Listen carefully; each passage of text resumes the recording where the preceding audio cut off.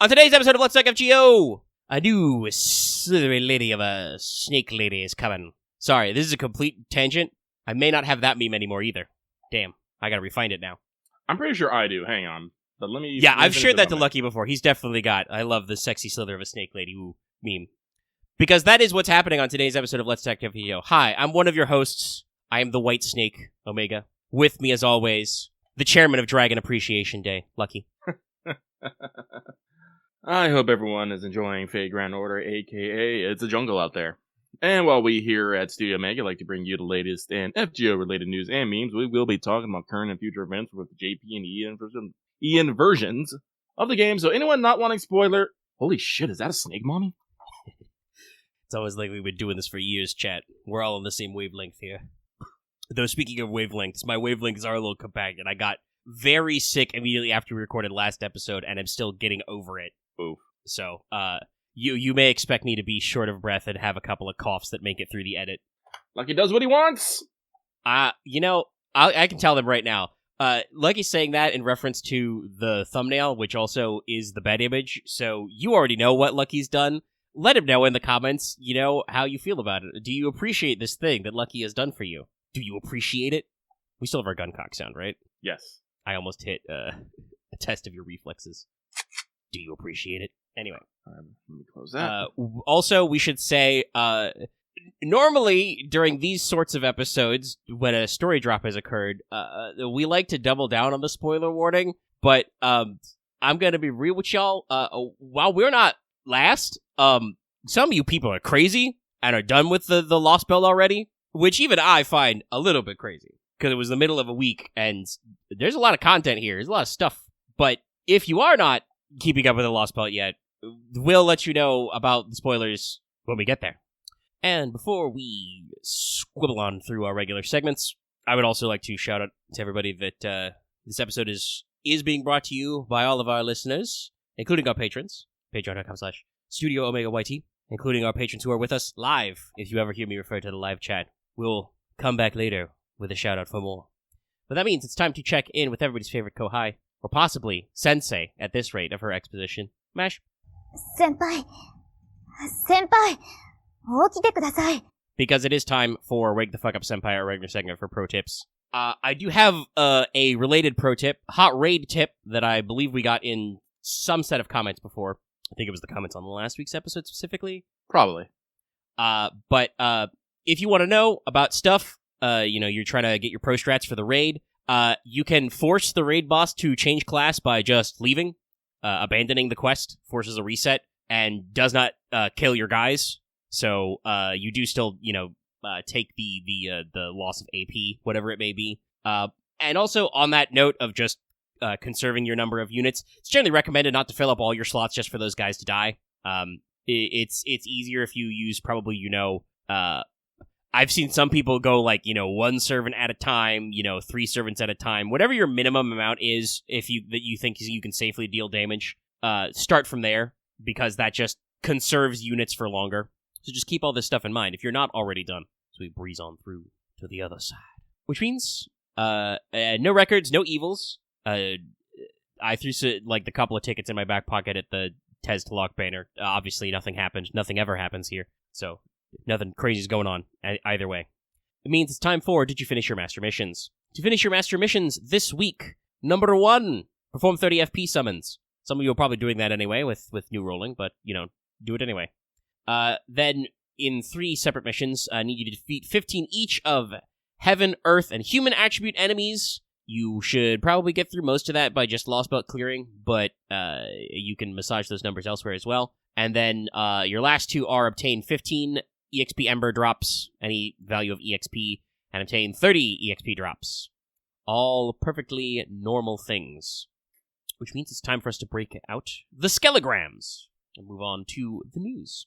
The news! First off, as entirely predicted, the Saber Weekly Summoning Campaign number 2 has launched. It's going for a week, from the 13th until the 20th. Your spread of this are Saber Astolfo Landling Caesar, Dioscuri Lakshmi Bai Giles, Ibuki Summer Tomoe Fergus, Muramasa Saito Bedivere, Summer Okitan Tsuna Theseus, Twin Sisters Bargast Caesar, Charlemagne Roland Giles, great combo there, Medusa, Summer Gareth, Fergus, and Yamato Takeru, Yaminami, and Bedivere again. And I think that's it. I don't think there's been a new SSR Saber since Yamato Takeru, other than Richard, but he literally he came out already, guys. He just had his beta for like 2 weeks. Come on.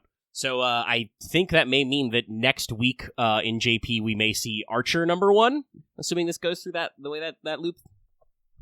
Also, as part of the Ordeal Call campaign, technically, but was announced around the time this started, got another wave of rank ups.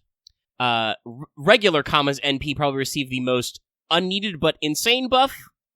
So before, Kama's NP has a fairly useful effect where she's got like an 80% chance to charm the target after the hit.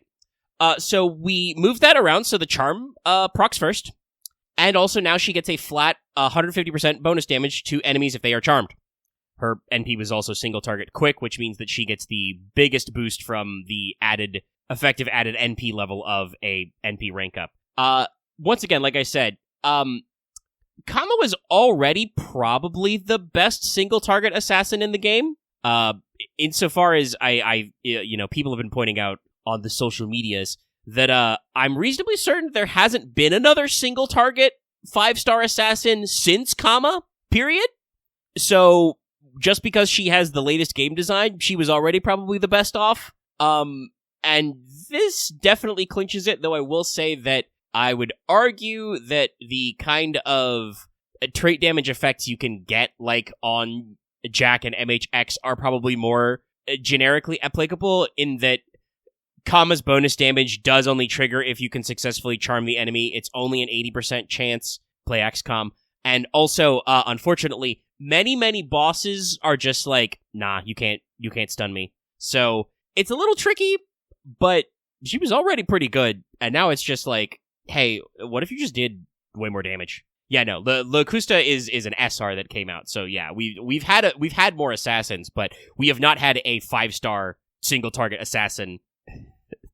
Thank you, Aaron. Very relevant XCOM GIF posted of a rookie with the Guile haircut, missing a Viper point blank and destroying a piece of fence work. Yep, XCOM. Yeah, so like, I don't think that like Kama's new buff is like as like broken as some people think it is, because like, you gotta remember, we're not playing FGO in a vacuum. Since like fucking Surtur, most major story bosses are like, nah, lol, you can't stun me. But I'm not gonna tell you that like they moved her charm chance to before the damage. Why can't we do that with everybody who has these buff issues? I did find it. Yes, perfect. I may need to resave that. So yeah, no. Crazy good buff. Like genuinely, we're in such a weird state where like, yeah, no. Kama is definitely like raw damage numbers. The hardest hidden effect to get in there. Well, I mean, Surtur specifically is charm immune because they realized that they did not want you to. By the time Surtur came out, everybody had realized that Gawain, for instance, was turbo cheesable if you had Urale.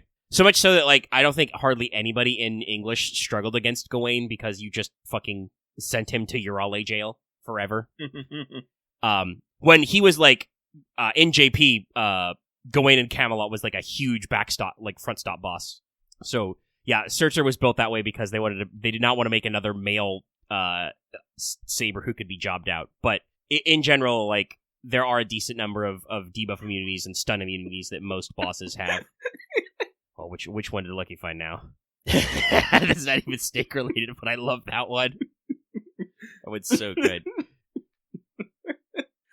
Sorry, I was thinking, like, I have a meme folder where I just save memes, but I never go here, so every time I come back here, I'm like, hey, what's in here? Yeah, so this is why I said that I don't have a couple of mine anymore. I like, got rid of my memes folder because I almost never used it, and it was sucking up a large amount of space on my hard drive, so I figured to do a cleanse and reset, but I need to grab a couple of these for just general utility. But yes, so, like I said, a crazy good buff for Kama. Makes me wonder if they'll ever get around to, releasing a modern 5-star single target assassin. We'll see. Prince of Landling also got a buff. His targetable battery is now 20 to 30% instead of 10 to 20%, which is a pretty big deal. The buff success that he did that used to be targetable is now party-wide. So it means that he can use this not on himself to get his buff success up, because he's one of those guys. Also, I think generally that was one of his general niches, was a targetable buff success up, so making it party-wide makes it a lot easier. It also now instantly generates 10 to 20 stars. So just all in all, gives him more in his fun utility roles. And there's one more rank up, but we have to do that, we have to talk about the new event! JP had a new event, I had a little stream about it. The full title of this event is, and I quote, "Grow Up, My Little Dragon, the Dream Scene by Those with Scales." Starts the 15th, ends the 5th of February. Got a little point ladder event to start the year. It is snake and also dragon themed.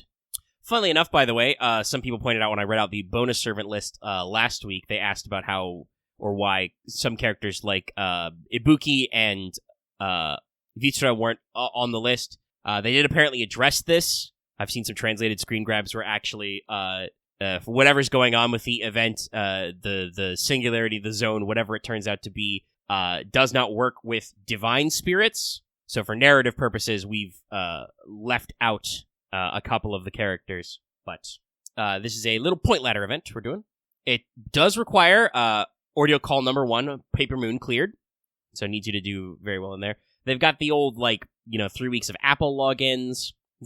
Thankfully, the event CE, the Carmilla one, is the store drop or point ladder drop. Thank you. Good work.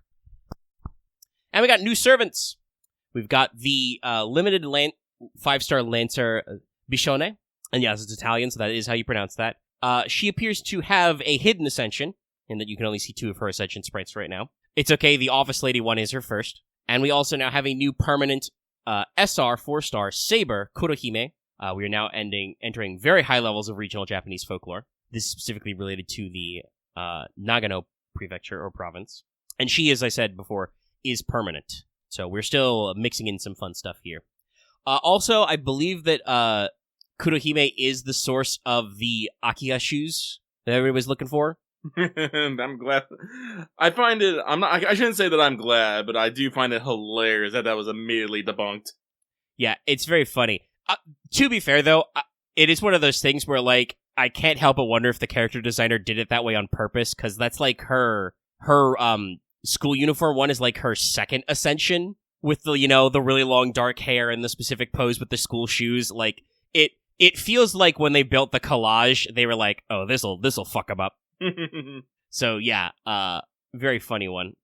Also, in story, I would have to mention, there is a snaky lady in the event. She shows up with some story sprites. The fan art community is absolutely feasting right now. They are going bonkers. It's like they've been charmed by a snake. Yeah, yes, Omi-san, I believe, is the name given in story, but probably not her real name.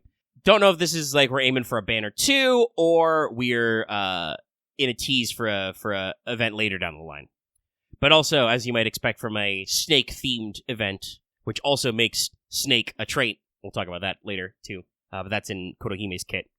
Medusa rank up! Normal Medusa ranked up. Her monstrous strength finally buffed. 2 turns of attack up gone. The attack up is now 3 turns. It also gives her 20 to 30% crit damage for 3 turns, and gives her a unique 30 to 50% damage increase on enemies who are immobilized for 3 turns. Any immobilized debuff counts. So if that's petrified, charmed, stunned, asleep, whatever, she can get 50% extra damage out of that. Great work. And she's kind of got a Kidness color palette, so...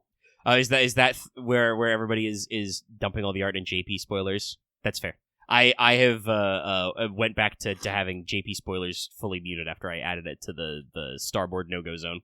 But we also got a couple of things in EN on the 15th. One of which is the You've Lost Ritsuka Fujimaru Season 2 English release commemorative. Let's go! Login for the CE, and also that means we're releasing the shorts again. New episodes being released with the English subs. Yay. Thumbs up. I guess they were just waiting for Season 2 to finish in JP. I think it was literally the week before they aired their final episode. Yeah, that seems to be the process. That's how it went, I think, for Season 1 as well, is once JP has all the episodes out, I guess they can, just figure out how to schedule them all at once and start dumping them out really rapidly. But also, as you might expect, the Part 2... Sorry, hold on. There's a lot of actually funny redundant numbers here. I should quote the title of this as given to me by the FGO English website. Part 2, Chapter 7, Lostbelt number 7, Golden Sea of Trees, Nahui Mictlan, Those Who Rule the Planet, Part 2. So this does mean, by the way, that this is almost a palindrome. It begins and ends with Part 2. But the Part 2 of Lostbelt 7 dropped the 15th, released as planned. If you've cleared the story, you get access to KP's altar costumes, 2 of them. There is a currently ongoing social media campaign for 6 Saint Courts, and we have the Tezcatlipoca and Tluk banner as predicted. Some people are already schmoving, but we will see what is up. But that is all of our news. We will give you new servant deets on those 2 new servants after the mailbag flip, so stay tuned then. Okay, let Lucky ascend in his chair. He will revoke the gamer's slouch. Play that one snippet from Gangster's Paradise.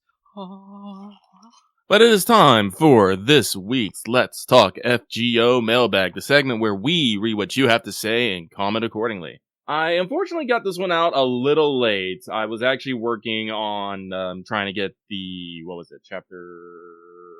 What segment did we finish on? I think you said in the post we're stopping at 12.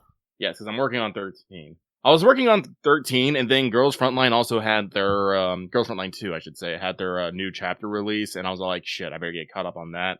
And then I was all like, I hate everything, so I was just laying in bed staring at the ceiling for a while, and then I was like, shit, I need to put up mailbag. Yeah, so, it's a very busy time right now. Yeah. Well, unfortunately, it only means we were able to get 4 in this week, so mailbag will be fairly quick this week. But we will still read them all with love. Love. True love. I should go watch The Princess Bride again sometime. Anyway, this first one comes from Monster Girl Aficionado, who says, Dear Lucky and Omega, no question this week, just sending good vibes. Wah wah wah wah wah wah wah. And wishing you well. Keep up the great work. P.S. Don't worry, Lucky, I'm still on Section 7. Yes, Lucky took to the body of his post to bitch about how people are moving so fast and I must go so slow. Hang on 1 second. Where do you find these, Robin? I think... No, this is from the official Girls Frontline 2 Discord server. What dark memes are they cooking up in there? Honestly, I usually find that most of the most official like gacha game discords has the most unhinged shit. Colfine would say that. Yeah, I think I've talked about this before. That like I'm trying to keep my pace a little closer to yours because I don't want to noom out too far ahead. Because like when I get way ahead, I feel bad about like writing notes that allude to like major twists and turns because I don't want to like you to like scroll too far down to the document and like get your expectations befuddled by my future knowledge. Because there are a couple comments about some stuff that was spoiled for us ahead of time. What I don't think we'll get to today. But like I'm like I don't want to get too much in setup ahead because there's so much going on. Damn. Sorry, somebody in our Patreon chat just said they're on section 1. Yeah, here's my favorite from the Nikkei official one. So it's a pretty good one. Yeah. Oh.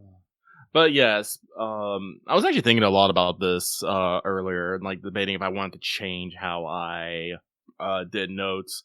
Because unfortunately, since I do not have a laptop and typing on a tablet is a pain in the dick, I have to usually play FGO sitting at my computer desk, phone in hand, Google Docs up, and I have to, tap, read, put phone down, clickety clack, click, clack, clack on my keyboard, pick up phone, continue to do this, and I have to do this over and over and over again. I was wondering if I wanted to actually just, start doing things like reading like whole pips at a time and then going back and just rereading it and retyping it, but I was like, no, because then I would not remember my immediate gut check reaction to certain things, and I think that is important to our process here. You want to hear what we think in the moment, at the moment.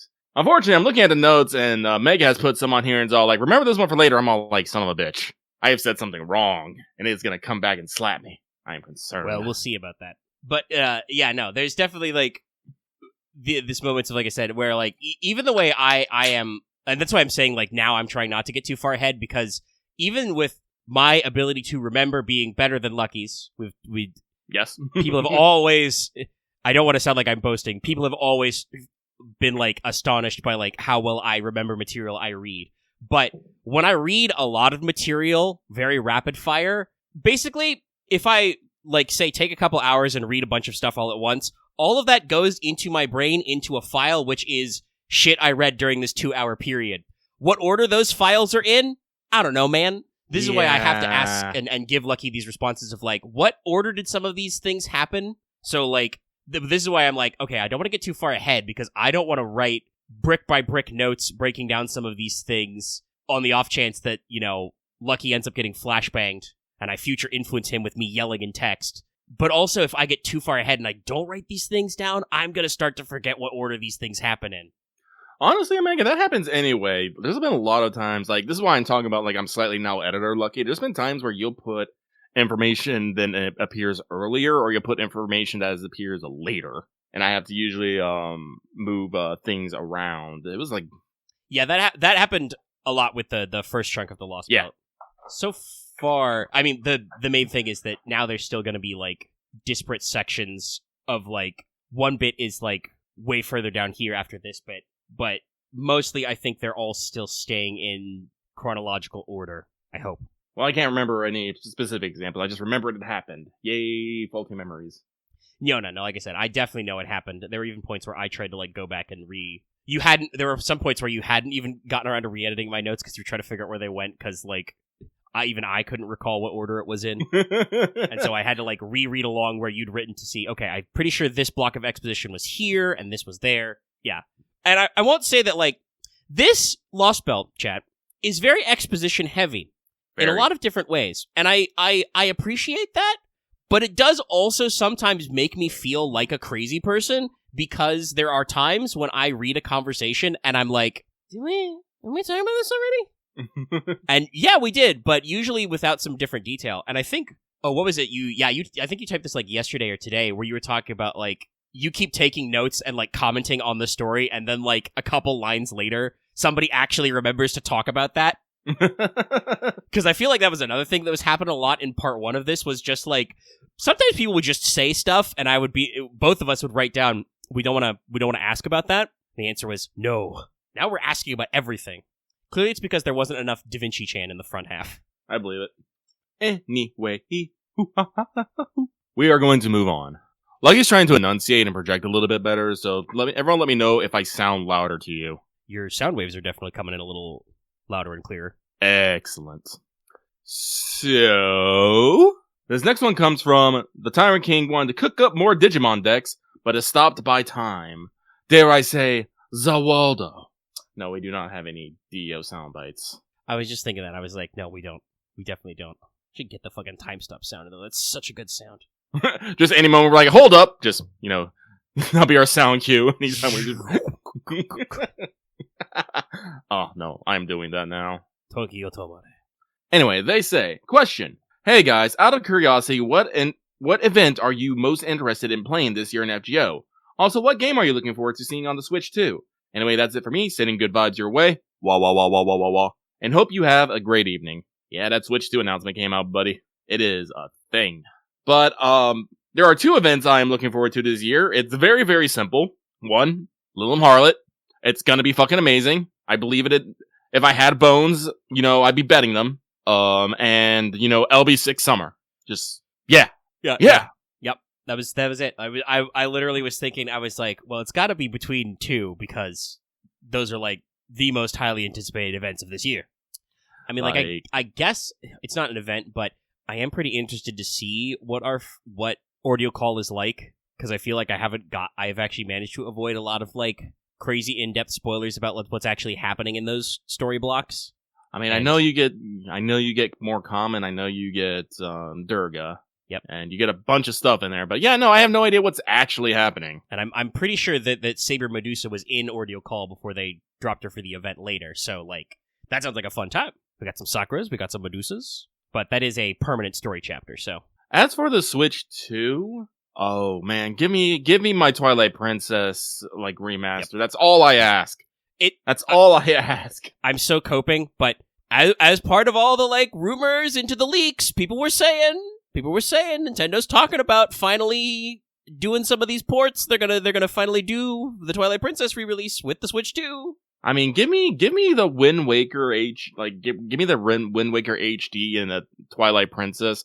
I mean, just give me that combo pack, and, you know, I will buy a Switch day 1 just to relive that. I miss Midna so much. You guys don't understand. Well, and also for Twilight Princess, because actually, the HD version was on the Wii U, so it would have been mirrored anyway. I've never played the game unmirrored. I played it on Wii, so, like...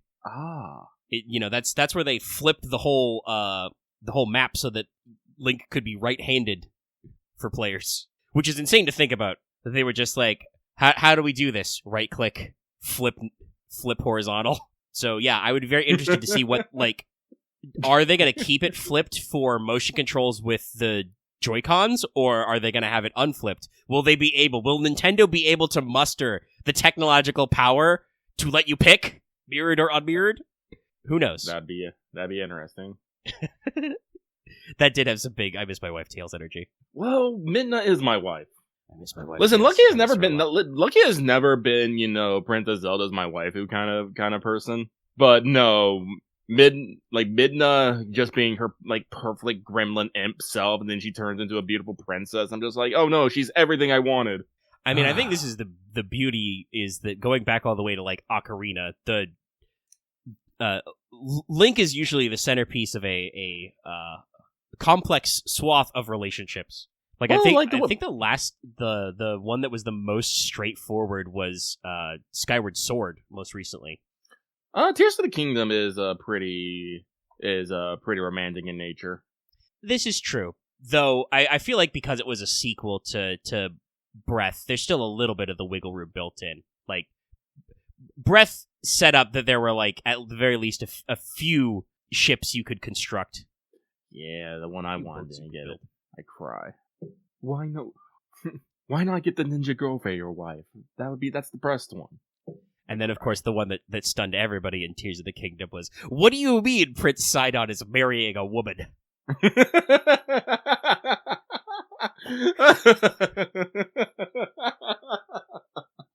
He has a statue of us together in the middle of town. Oh, I love Sidon so much. He's so good. Oh, yeah. Now that you mentioned it, Breath of the Wild did have a lot of ladies, and one spectacular man. I'm gonna be real. If there was, like, some sort of option to, like, actually pick a relationship, I think I would have actually been sorely tempted to pick Prince Sidon. I mean, it worked pretty well. It has that, be careful of who you make fun in high school type energy, It does. Because, we see him in a couple flashbacks, Sidon is, like, super baby, and then, you flash forward 100 years, and he's like, hello, I'm Prince Sidon. Look at me. I'm tall and buff and cool. But you know who's cooler? This guy, points at Link.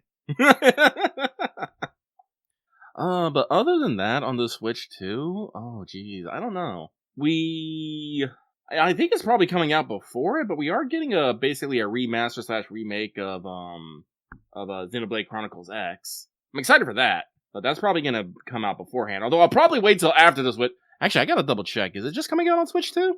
I mean, on the Switch? It's coming out on, like, probably yes, but the Switch 2 is fully backwards compatible, so you just buy your Switch 1 cart, slap it in. I'll probably do that. Yeah, I think the only game that for sure they said that is coming out at launch for Switch 2, which is still probably April-ish, but clearly Nintendo did this announcement because of the leaks, and they were like, all right, fine. You know it, we know it, Switch 2. But, believe it or not, chat, I'm not turbo excited for a brand new Mario Kart with up to 24 people. That sounds like I'm gonna get my ass kicked a lot. Lucky's usually pretty good at Mario Kart, but I don't have enough people to play with that, justify it. Because that means I have to buy the fucking Nintendo Switch Online thing. I don't want to do that. No. But yeah, give me Zelda. We're probably not getting a new Zelda anytime soon. They're gonna be sucking on that Tears of the Kingdom juice. Well, and they did release, Echoes of Wisdom. Now you'll finally be able to play it. True. Are there any other particular IPs that is, like, specifically Switch related? I want to say no. I mean, somebody mentioned, Emblem of Fire. Allegedly, they're remaking Fire Emblem 4 for approximately 10,000 years. I'm sure that will come out on Switch too. Which 4 would be one of the many Fire Emblem games that were doomed to the realm of no export for a long time. New Pokemon Legends could be interesting. I still never got around to playing Arceus yet, but the Legend seems to be doing some fun stuff with switching up the formula. Normally I play Rune Factory on the Switch, but I might get it for the PlayStation. I don't know. I mean, something that's very funny is that people are, like, asking around, like, they're like, oh, can we get FF7 Rebirth on Switch 2? And apparently the PC release is Steam Deck verified. I can't imagine that looks better than how it runs on PS5, which has already got a little bit of a slug issue, but it is no longer insane to say that. That's great for the PC, but I don't want to be sitting at my computer playing Rune Factory. I want to lay in bed and play Rune Factory. It's a perfect Switch game. Yeah. See, this is the one thing I got to debate with myself. Like, I played Hades 1 on Switch, and that was pretty good to just lay in bed and play that. Do I want to get Hades 2 on Switch 2 when they do a full 1.0 release? We'll see. But yeah, I'm thinking about, like, major Nintendo block franchises. I mean, we're probably cooking up a new, main Mario. That might be cool, but I don't know. I hear like Super Mario Wonder like did really good. Do you think it's time for them to come out with another one already? Yeah, basically for the people who aren't paying attention to their Mario super deep. I think Mario games are split into fake 2D and full 3D games now. Wonder is one of the fake 2D kinds. Yeah, no, I think it is about time probably for a new 3D one. Because I was thinking about how long it's been since Odyssey, but also Odyssey is like. Super Mario Odyssey's real good for a 3D Mario. That's one of those ones that it would be like, okay, how are you going to beat that? Clearly, we got to go back. We got to do something weird like Luigi's Mansion or Super Mario Sunshine. Another Sunshine type of weirdness could be good. Wonder had a little bit of that with, like, cappying your way to enemies to get a couple of different funny ones, but it was definitely not, like, as quite out there as Sunshine or Galaxy could get with their sub-mechanics. Yeah, no, unfortunately, I like Nintendo, but I'm not necessarily in the Nintendo headspace a lot of times to be able to snap off games that I want to play. Yeah, I genuinely don't know. And honestly, this is probably why it's good of them to just go ahead and be like, okay, Switch 2, it's actually happening. Here's our big direct planned, which I think is the April one, is their big direct. Everybody just be quiet until then. But like Nintendo, I think has not been hammering really hard on their news in a while. Maybe that's just me, but yeah, I can't think of any like Switch games other than getting Echoes of Wisdom, because I heard that is not good on default Switch. Like I don't know any major Nintendo franchises or even third-party franchises I would wanna block out. If the Switch 2 is actually more powerful than a Steam Deck, if they do get some games on there, that would probably be good, because then I can solve myself the question of if I want to get a Steam Deck to play PC games in bed, because it seems like a good fit for some games, but we gotta see what the releases are. The games are made on the back of the consoles are made on the back of the releases, as evidenced by how everybody else is doing in this space. All right, but let us move on. So this next one comes from Housewife Has Arrived. Question: do you think we'll ever see a Holy Grail War set in the future, like Cyberpunk or Ghost in the Shell type of future? Could be interesting. I do know that Fate Requiem is kind of supposed to be set in the future. It's not very cyberpunk. It's more I don't even know what the genre would be called. Servant punk. No, it's near future, because it's like 2030, and technically also in like the 2030 range is Extra, which arguably is kind of cyberpunk because you're inside a computer on the moon. Yeah. But also, obviously, I get that like some people may not think of Extra as being very futuristic, considering where the franchise has been for a little while. Oh, come on, Extra Remake, where are you? That I might play on Switch too. Extra Record, give me more Tamamo, But I am hopeful that we'll do something interesting. Like maybe in FGO2 we can do something. Like here in FGO 1 here, we had 7 there's 7 past we had to protect, and then not really protect, but fix.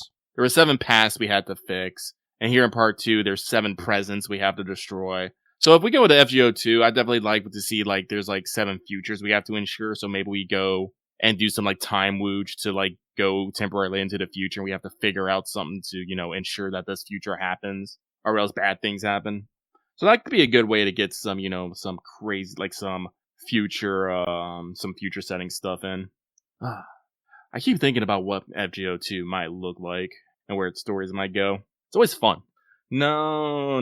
We're not saving our present. We're destroying the present. Well, yeah.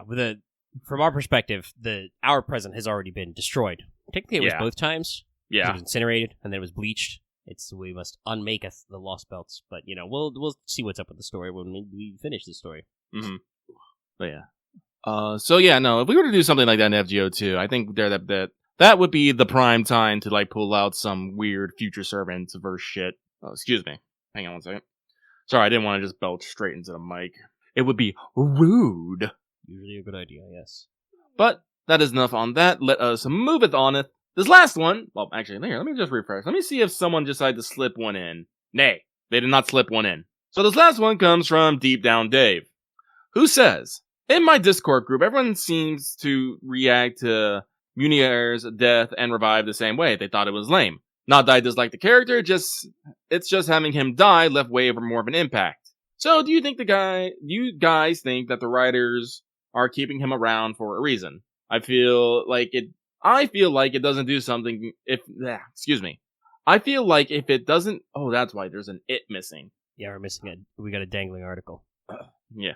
I feel like if someone post a GIF, doesn't do something important later on, it'll be even more confused by their decision. I mean, without like the full story of LB7, yes, I am in the weird green. Like, I do find that the fact that we shot Munier and then brought him back, no problem, to be weird. Lucky is one of those persons, like, I like seeing consequences in story, actions to reactions, and because this is something that they've been saying, like, a long time. Sion keeps saying, they're gonna lose people. We're gonna lose people. Tess is like, they're gonna lose people. And I'm just like, not really, no.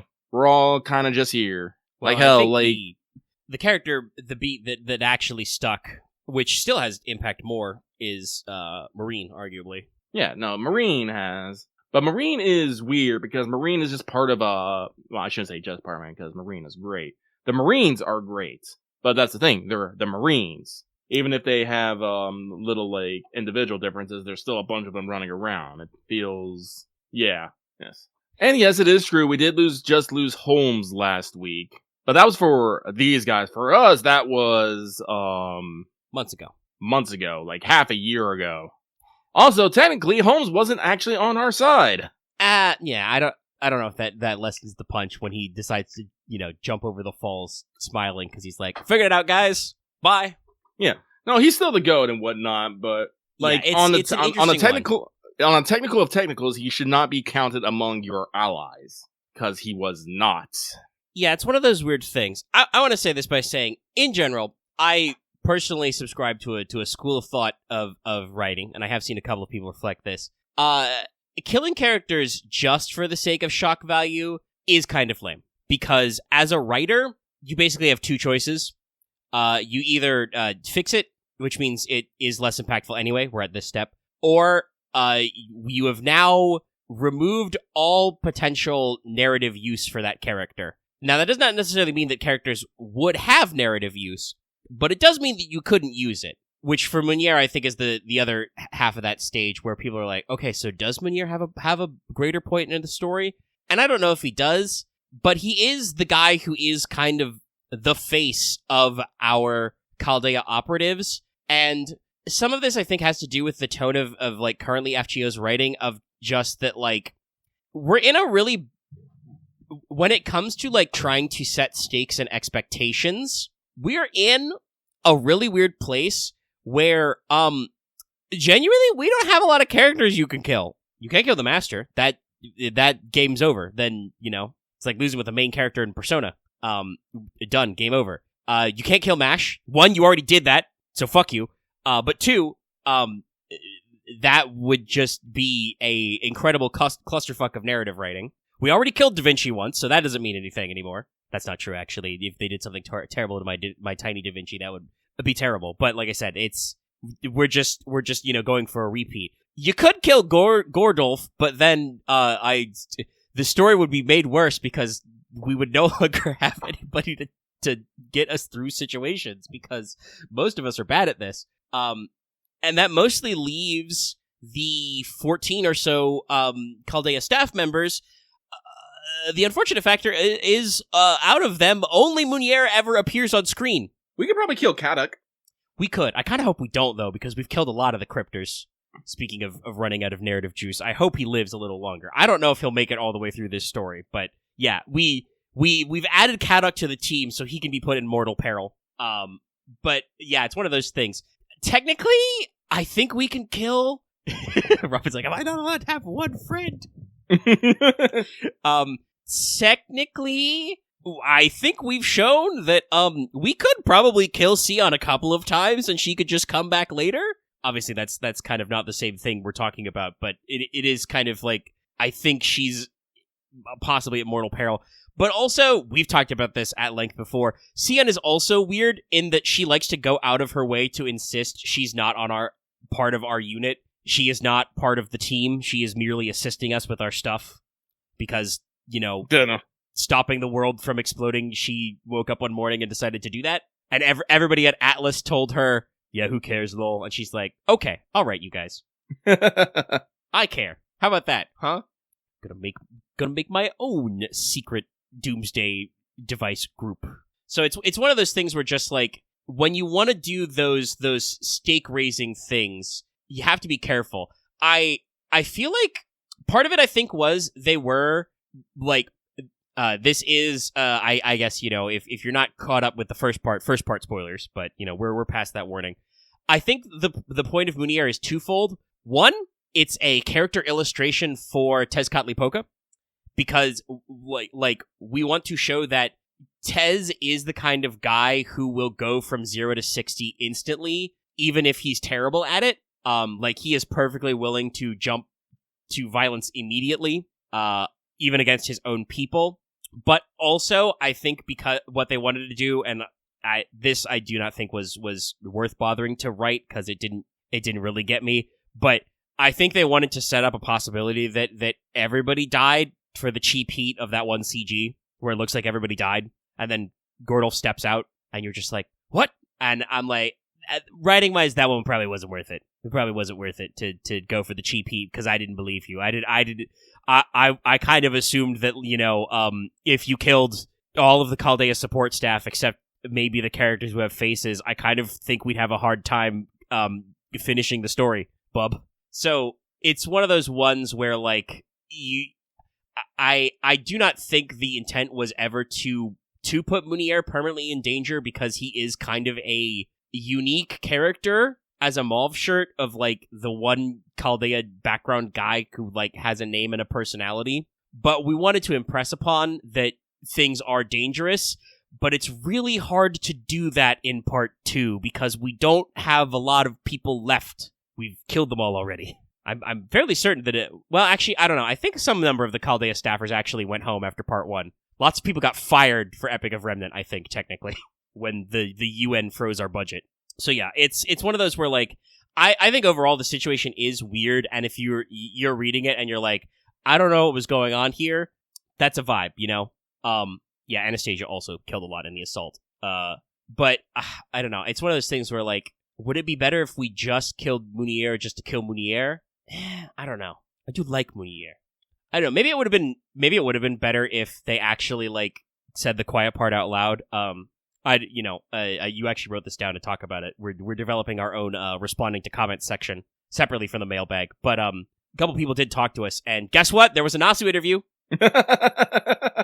And so I mean, a lot of these answers do come to just. I don't know if Nasu has these answers preloaded or just makes them up when people ask him these questions, but he was asked in an interview, hey, how come Munier didn't die? He got shot in the face. And Nasu had the 1-2 punch. Number one, we were wrong last time. Munier is actually the heir to a very, very minor family of magi, very low-quality magic circuits, but since he is a designated heir, that means he would have extra life protections. And also, in Mictlan in general, but especially near the underworld borders, life and death is kind of squiggly. This is a theme that gets pointed out for sure a couple of times. I think the writing probably would have been better if, like, Kotomine just had a single line of dialogue that was like, oh, well, it was less hard than you think because he was probably dead, but also it was easy for him to come back to life because we're in the underworld right now. Like, if we wanted to do it more as like an illustration of how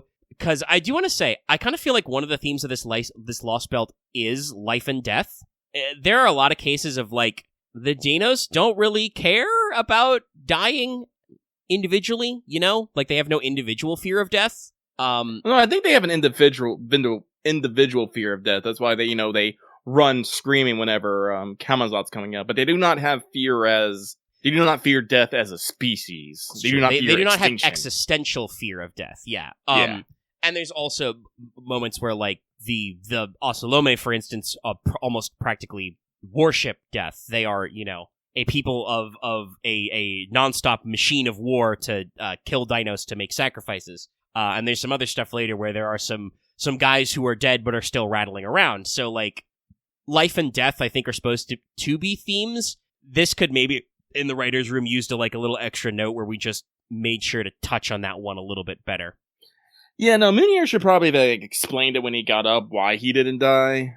Yeah. That probably would have made it a little bit better, because I do think that's the problem, is he just got up like it was nothing. I know Kotomina rubbed some of the blue juice on him, but still, he was like, what's going on? I'm here, guys. Hey, how you doing? Yeah, like maybe a comment about, like, I know I, am a crest holder, but I wasn't sure I was going to wake up from that one, Yeah. And like I said, I genuinely don't know. Like, Nasu was asked this question in a press magazine interview. Did he make up his answer just then, or did he have a reason when he wrote the Lostbelt? So yeah, it is sometimes hard to tell with Nasuverse, like, are we writing by the seat of our pants, or, does Nasu have all of his ducks lined up 10 years ahead of time? No, I don't think Munier would fake it. Like, because, like, we do have a heartfelt conversation with Munier after he comes back that I think is important, where he talks about how, like, hey, no, man, all of us original Team Chaldea, we're ride or die for you, because we saw you fix 7 singularities when, everything seemed crazy. You came back every time, so we wanted to, like, we all swore an oath behind your back that we've never mentioned before until now, that we're gonna get you home, like, where you really came from, not just to, like, our timeline, but, like, back to, whatever your life was like in Japan, I guess, or, wherever. So, like, that is important, so I do think that that's, like, one reason for him already to not have died permanently in the story, because otherwise, Type Moon would have to pay the art team to draw another Chaldea character, and Nasu would have to think of a name for them that sounds like a sauce or a soup or something. So, yeah, it's definitely one of those moments where, like, there's character stuff going on that's a little different from narrative structure. But also, like I said, I genuinely think a lot of that fragment scene was designed for what I'm calling, and I'm already borrowing wrestling lingo, cheap heat. Like, they're implying that, like, oh, Nidacris is gonna die. She'll, I think Talak says that, like, well, I'm just gonna leave you to bleed out. There's definitely no way you'll recover. Munier is shot. Several of our team are kidnapped, which does actually stick. We do have to, narratively go bail them out of that one. Which you can argue definitely had the stakes for, because, at the end of that rescue sequence, Tez showed up and decided to give us a preview of coming attractions. But sorry, I'm just, I just think, just Tez says, spoiler warning, snaps his fingers. Yeah, no, my first thought was just he pulls out a giant projector screen and is like, coming soon to a theater near you. And they were like, man, this movie sounds bad. We'll go get me some concessions. But yeah, it's definitely, like I said, one of those moments of, like, it feels like a little bit of a, they're going for the sucker punch and then they undo it with a gag, because this Lost Belt is so gag heavy. I kind of feel like now that we're in part 2, we're kind of leaving a lot of the comedy behind. Like, it's getting less and less, but there's still a little bit of it. So yeah, it's definitely like, and I mean, I don't want to be here being like, what does Nasu think he's doing? The kill him and just revive him is one of the most cliched tropes in the books, which it is. Just like killing the character you've just barely learned to see as a real character off is also kind of cliched. But at the same time, the man's I'm sure living comfortably and far more praised than many armchair writers on the internet. So I am often like, well, even if sometimes he's writing very cliched stuff, it's clearly working for him somehow. When we look back at the Lostbelt from, like, a writing theory point, are we, and I don't know, we're not at the end of it, but do you think we'll still be quibbling about, well, the Munier thing did not hit quite right? I don't know. I don't know. There'll be other things to think about with this Lostbelt. Probably. Anyway, let's put the kibosh on that. And that will mean we'll move on from... Are you sure you don't want to refresh one last time, Lucky? I've already closed the mail... Alright, fine. I'll reopen the goddamn mailbag. Now I have to go through all these tabs! Oh, too many tabs. Too many tabs. While Lucky's retabulating chat, do you remember Too Many Cooks? Alright, there it is. Found it. Oh, shit. Okay, so we do have one more.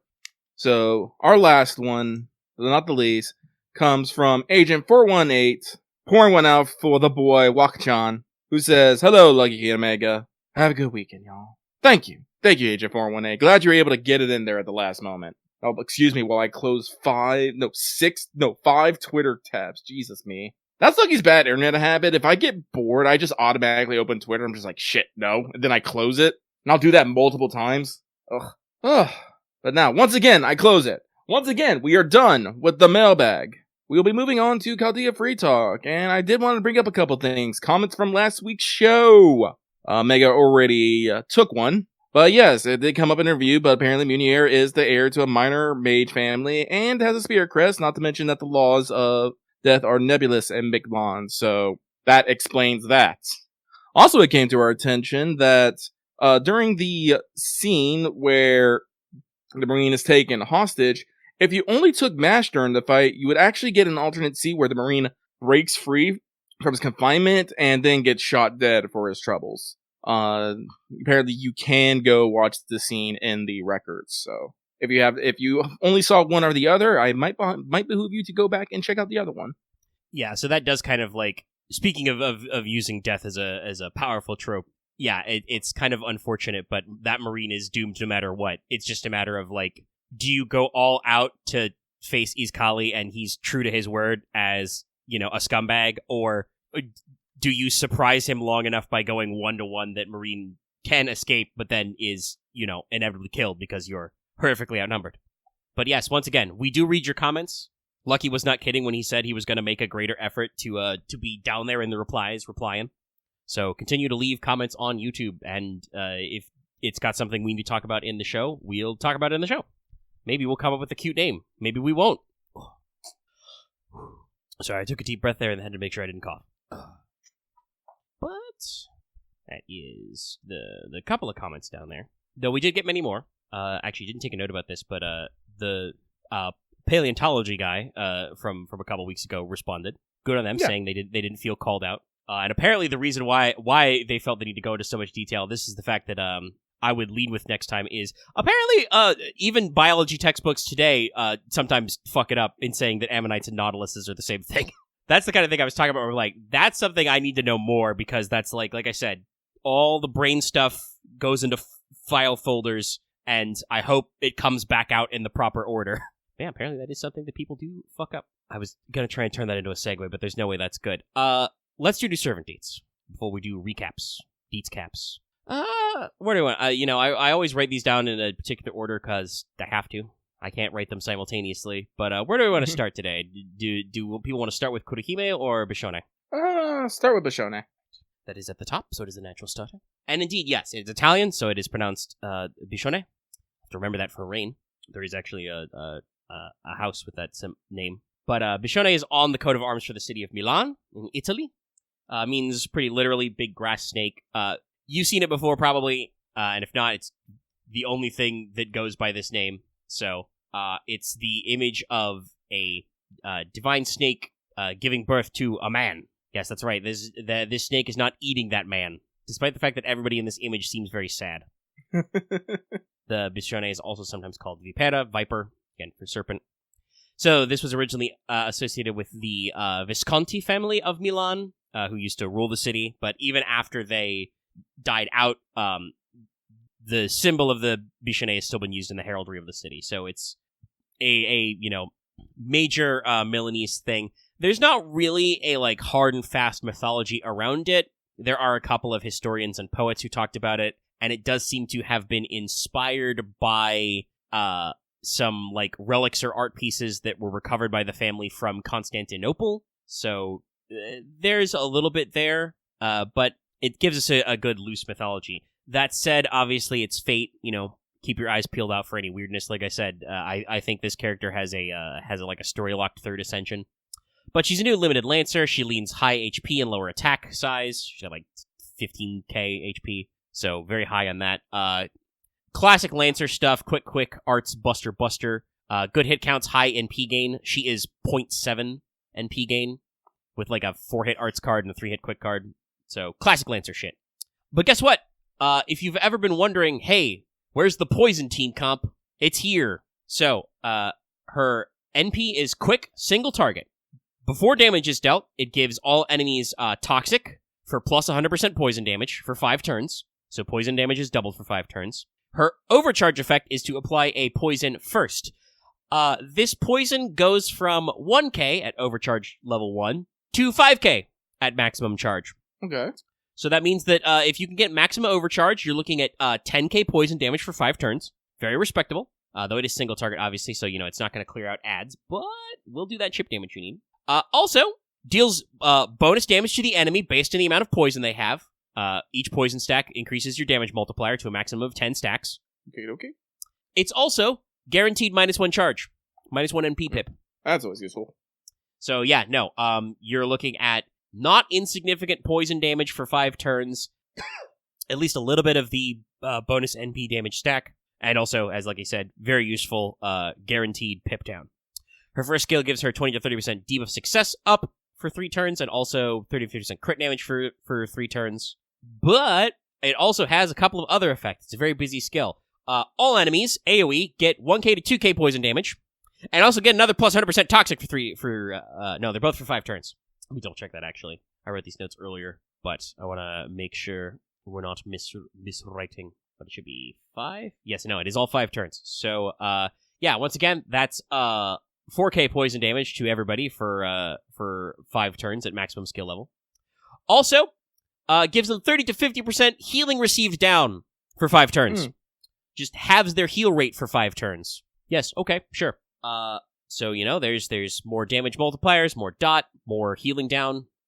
A great effect to see. We can already see how powerful that is on you, Olga. And while 50% is not 100%, 5 turns is a lot longer than I think 1 turn is Madam President's healing debuff. So, very spicy. Her second skill is her Mana Burst. So, 20 to 30% quick and buster for 3 turns. It also gives her 2 on-hit buffs. Her buster cards generate 5 stars, and her quick cards now inflict 500 poison damage for 5 turns still. The on-hit buff lasts only 3 turns. But yeah, okay, so every quick card you hit inflicts poison first, by the way. Also, this doesn't say when doing normal attacks, it just says with quick cards, so I believe this will proc with her NP, because that is quick. So you are now giving enemies, at least 2,000... Actually, it's already at least 2,000, so at least 3,000 poison damage, and, possibly like 6,000 with overcharge. Final skill, 2 hits, 3 turns invulnerability, hard defense, a 20 to 30% battery, so default battery numbers, also gives her an additional 10 to 20% NP gain flat for 3 turns. Keep in mind, I've already brought up, this girl already has 0.7% native NP gain on attack. She also gets 20 more percents. It's pretty good. Passives are Magic Resistance A for good debuff resistance. She has Presence Concealment B, so she's got extra star gen. Independent Action C for increased critical damage. She also has the Dragon Kind passive at B, so her buster cards do a little bit extra damage, and she also has a permanent damage cut for a little bit. It's like reverse divinity. Damage cut instead of damage plus.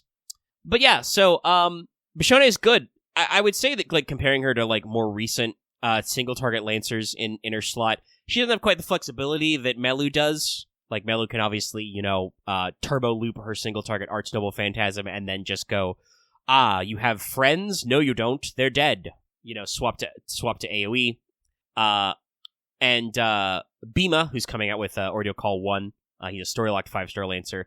He has a Buster single-target which does the old removes all buffs from the enemy, but I believe that triggers after. So in terms of raw damage, you're looking at some very solid damage here. You've got a unit who can do, a couple different buffs here, as she can do a few different stacks of poison. And also, I don't know if Toxic is additive, chat. So she has 2 different plus 100%. if those add together to plus 200%, I'm pretty sure doing the math that she can hit like 30 to 40k poison per turn for like 5 turns, which is actually significant. That is not a bad number. And even if it doesn't add together, that's still like 15 to 20k poison if you can get her overcharge up, which is not that hard these days, with a decent number of sources to give you limited time overcharge ups. And she's got, decent critical potential. She does have, buster buffs as well, so you can do follow-up after an NP turn. Gonna be very, very good choice for fighting certain kinds of bosses. An excellent addition to the team. Yeah, chat's saying that the burn additive stacks. So yeah, no, the poison should stack as well. So we found it, chat. We found the single target poisoner. Even more so than Lacusta, I think. Poison team comp is real. And then Kurohime, permanent SR Saber, to remind you, 4 stars. Welcome to team. She's from a local legend in the Nagano region. I don't know the specifics, probably without going to Japanese Wikipedia and start translating and finding their sources. But she is a noble daughter of the Takanashi clan, and the crux of her story seems to be that this is one of those legends that has a couple different tellings. So she either defeated or married a snake god. Yeah, I believe that the mountain in the region is named after her. I think there's a Mount Kurohime. Yes, there is a Mount Kurohime. Yeah, so there's a sacred mountain named to her. She's got a couple different ascensions, I'm assuming also her legend probably has something to do with hair cutting, because that seems to be her thing. Not only is it her her own NP animation to do the anime-ass self-cut hair, but also apparently in her bond lines she offers to cut your hair. The master apparently asks her if she's going to do it with her sword, and she's like, no, I'll borrow shears. But she's a saber who's quick arts buster, good hits, and has she's again 4 hits on the quick, I think 3 hits on her arts, and she's 0.6 NP gain. Her NP is a single target arts. It gives her sure hit and ignore defense first for 1 turn. Always a fun thing to see when you get some of those bonuses all the time. On hit, it reduces the enemy's arts resistance for 3 turns by 20%. And its overcharge effect is deal bonus damage to enemies who are serpent or dragon trait. So, dragon, obviously a very, very well-established trait. Been around a long time. Serpent is new, but it is the enemies you would expect. Both mobs and servants. In fact, several characters who are already dragon are also now snake trait. And also some who are not. I believe default Shuten gets to be snake trait now, for instance. And of course all the Medusas, etc., etc. So, you've got a trait damage NP multiplied by overcharge. And it's always sure hit. Her first skill is a 2 hits, 3 turns evade. It also is 10 to 20 stars per turn for 3 turns. And gives 20 to 30% NP damage up for herself. And also for allies who are serpent or dragon trait. And though technically the way this is coded, because she always gets the buff on herself, if you somehow make her dragon trait, it does not stack. It's designed to exclude her anyway, so no doubling up. But it is, good to she's got support for both herself and others. Second skill is 20 to 30% quick and arts up, usual damage steroid. But it also gives 20 to 30% crit damage up on self and serpent or dragon allies for 3. You are sensing a theme, I hope, chat. Final skill is 3 turns of taunt for serpent and dragon type enemies only. A 1-time 3 turns debuff immune, a 500 to 1000 HP per turn for 3. It's the usual 20 to 30% battery. And then she gets 10% NP battery for every serpent or dragon character on the field. This means enemies and allies. So, if you, assuming you're using her in a situation where there are going to be multiple enemies who are serpents and or dragons, and also you brought allies who are serpents and or dragons, you're looking at 80% battery total, which is pretty good. Even if it's only your allies, that's at least a 50. So very strong. If, God willing, you get a map where there's 6 enemy snakes on screen, this is probably 100% battery. Very funny effect that is obviously very situational, but still really cool of them to give her a situational taunt and then also be and I generate NP for every one of those guys. Passives are just magic resistance B and writing C, so her quick cards are very good. Great permanent add. Obviously the dragon trait was already a dedicated focus group, but now that we've got a new serpent trait, Kurohime is a great to support your pre-existing dragon and or serpent servants. And also, she's got a single target noble phantasm that has a pre-existing and a new boss niche. Hey, chat, guess who counts as snake? Chimeras. Kurohime will send them to hell because they have snake tails. Also, obviously, the actual enemies who are snake count as snakes. There are the giant naga. All Lamia enemies count as snake trait, so wide variety of enemies for her to dish out her trait damage to, and also debuffs. Also, we may get an enemy who can just, or may get a servant who can just make enemies snake serpent trait. We'll see. Like I said, we got more characters in the can. But yes, overall, great addition to the squad. Beautiful ascension work. Well, let's take a brief intermission here, about an hour and a half in, before we're doing our recapping. Then we are resumed. It's my turn to game a slouch. Alrighty then. Well, I hope everyone is ready, because we are about to begin the Lostbelt 7 Part 2 recap. I just want to remind everyone, we will be talking about spoilers for Section 11. It is 11, right? Yes. 11 to about 13, or is it 12? Brain, help. Saying it will be until about 13 is correct, because you said your notes are only full through section 12, so we will stop at the start of 13. Yes. Maths, whole numbers, everybody. Whole numbers. But I will be, I went too far. God damn it. I'm glad we have a fucking table of contents on the side here. Yeah, I decided, since we didn't undo any of the first part notes, I'm like, let's start a second header for part 2. Very smart. But let me get up on the mic here a little bit. Hopefully that makes things a little bit louder for everybody. And we will start at Section 11, Life in Chichen Itza 2, Pip 1. Time passes and we are back in Chichen Itza. We, Chaldea, are having an audience with Cuckoo and the Dino King. Cuckoo declares that we are friends of the Danos, and says we will be good for them. Little Tess sighs but complies. Abacub write up decrees. No surprise, but the head priest is against this and doth protests. Cuckoo explains that having some foreign culture, both good and bad, will help the Danos, and that Mexico City shouldn't be the only one that benefits from it. Vakub backs down, but it is clear that he hates all my homies. He's a very angry little big dinosaur. Indeed. Gordolf speaks more to Little Tez and figures out why he is and does Tezcatlipoca, but a different aspect of him. While Little Tez is abrupt and somewhat rude, he still helps us with getting the manpower and supplies we need, as a certain goddess doesn't know her own strength, apparently. Yeah, I wrote, during this segment, you can tell we're in the Babylonia of Lostbelt once again, because we play Gilgamesh's leitmotif of being a good king. The music really does drive it home. Before leaving, Gordolf worriedly asks if we're going to have to offer one of ourselves as sacrifice, to which Cuckoo and Little Tez finds hilarious. They even start cracking jokes about it. There will be no sacrifice needed though, so don't worry. Little Tez speaks about not wasting time and making memories meaningful, to which Cuckoo says that he can handle the solar solstice on his own. Apparently Cuckoo is going with us because that is clearly the more fun option. Back at the Stormboard, repairs are already underway, with all our familiar faces running around making noise.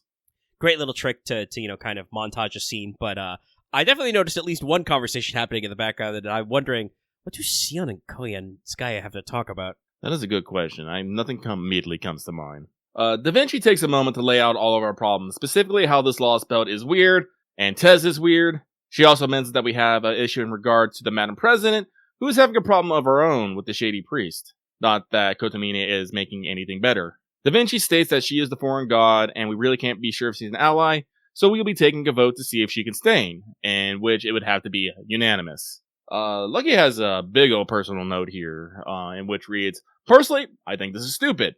Not only are we thinking of potentially removing an asset due to a potential threat, we don't acknowledge that also kicking her out might make her an even bigger threat. How we treat her now will affect how she treats us later. Also, the fact that it has to be unanimous is foolish, as if people can't set aside their feelings for a greater purpose." Yeah, I think the idea here is that we're trying to show that obviously, and this is we'll see how true it turns out to be at the end, but this is a recurring theme, especially during this segment, but even earlier, that, many people are convinced that us trying to bridge the gap with Madam President is not a good idea. Which I agree with you, Lucky. That sounds like not a good idea. You know what I mean? Not reaching out seems sillier. If there is a chance that we can resolve this normally. everybody seems to be operating under the assumption that when she de-amnesias, she's going to, forget everything that happened during her amnesia period and just go back to the person who, we failed to blow up with our sword laser gun. Which, I mean, I don't know if that's how it'll work or not. We'll have to see, but it couldn't hurt us. But I think the idea of it being forced unanimous is, once again, we're trying to sell that all the old school Chaldea staffers are, like, trying to have to act as a unit. We have to be, all together on this kind of a thing. And honestly, I don't know why we felt the need to sell it as quite such a big deal. Well,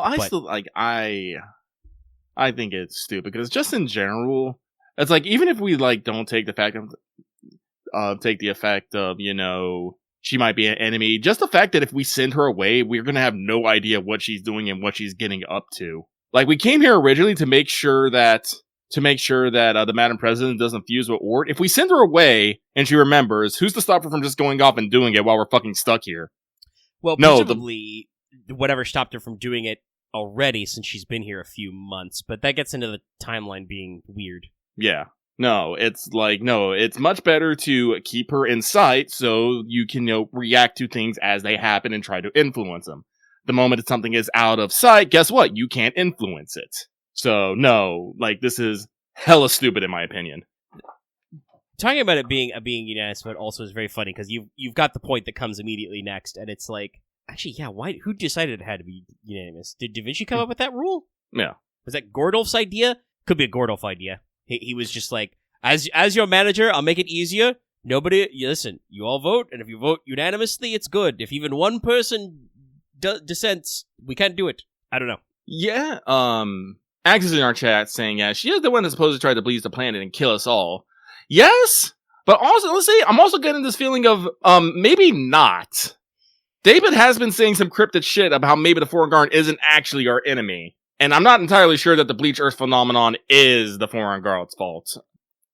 Yeah, there's something wiggly going on here, and David knows the answer, but he's not telling us, and I hate this. Like I said, this is the key, I think, where, I'm reading this story. If I didn't know we had Ordeal Call coming, I would probably suspect we had, extra story shit coming, because it feels like we're setting up for a new thing that is gonna happen, with we're gonna reveal the true secret ending type shit going on. We keep setting up stuff. Actually, that is an interesting thought. Now, Tyranno King in our chat says, the Excalibur laser did diddly squat to her. Maybe it didn't do diddly squat to her because she's not actually an enemy of the planet.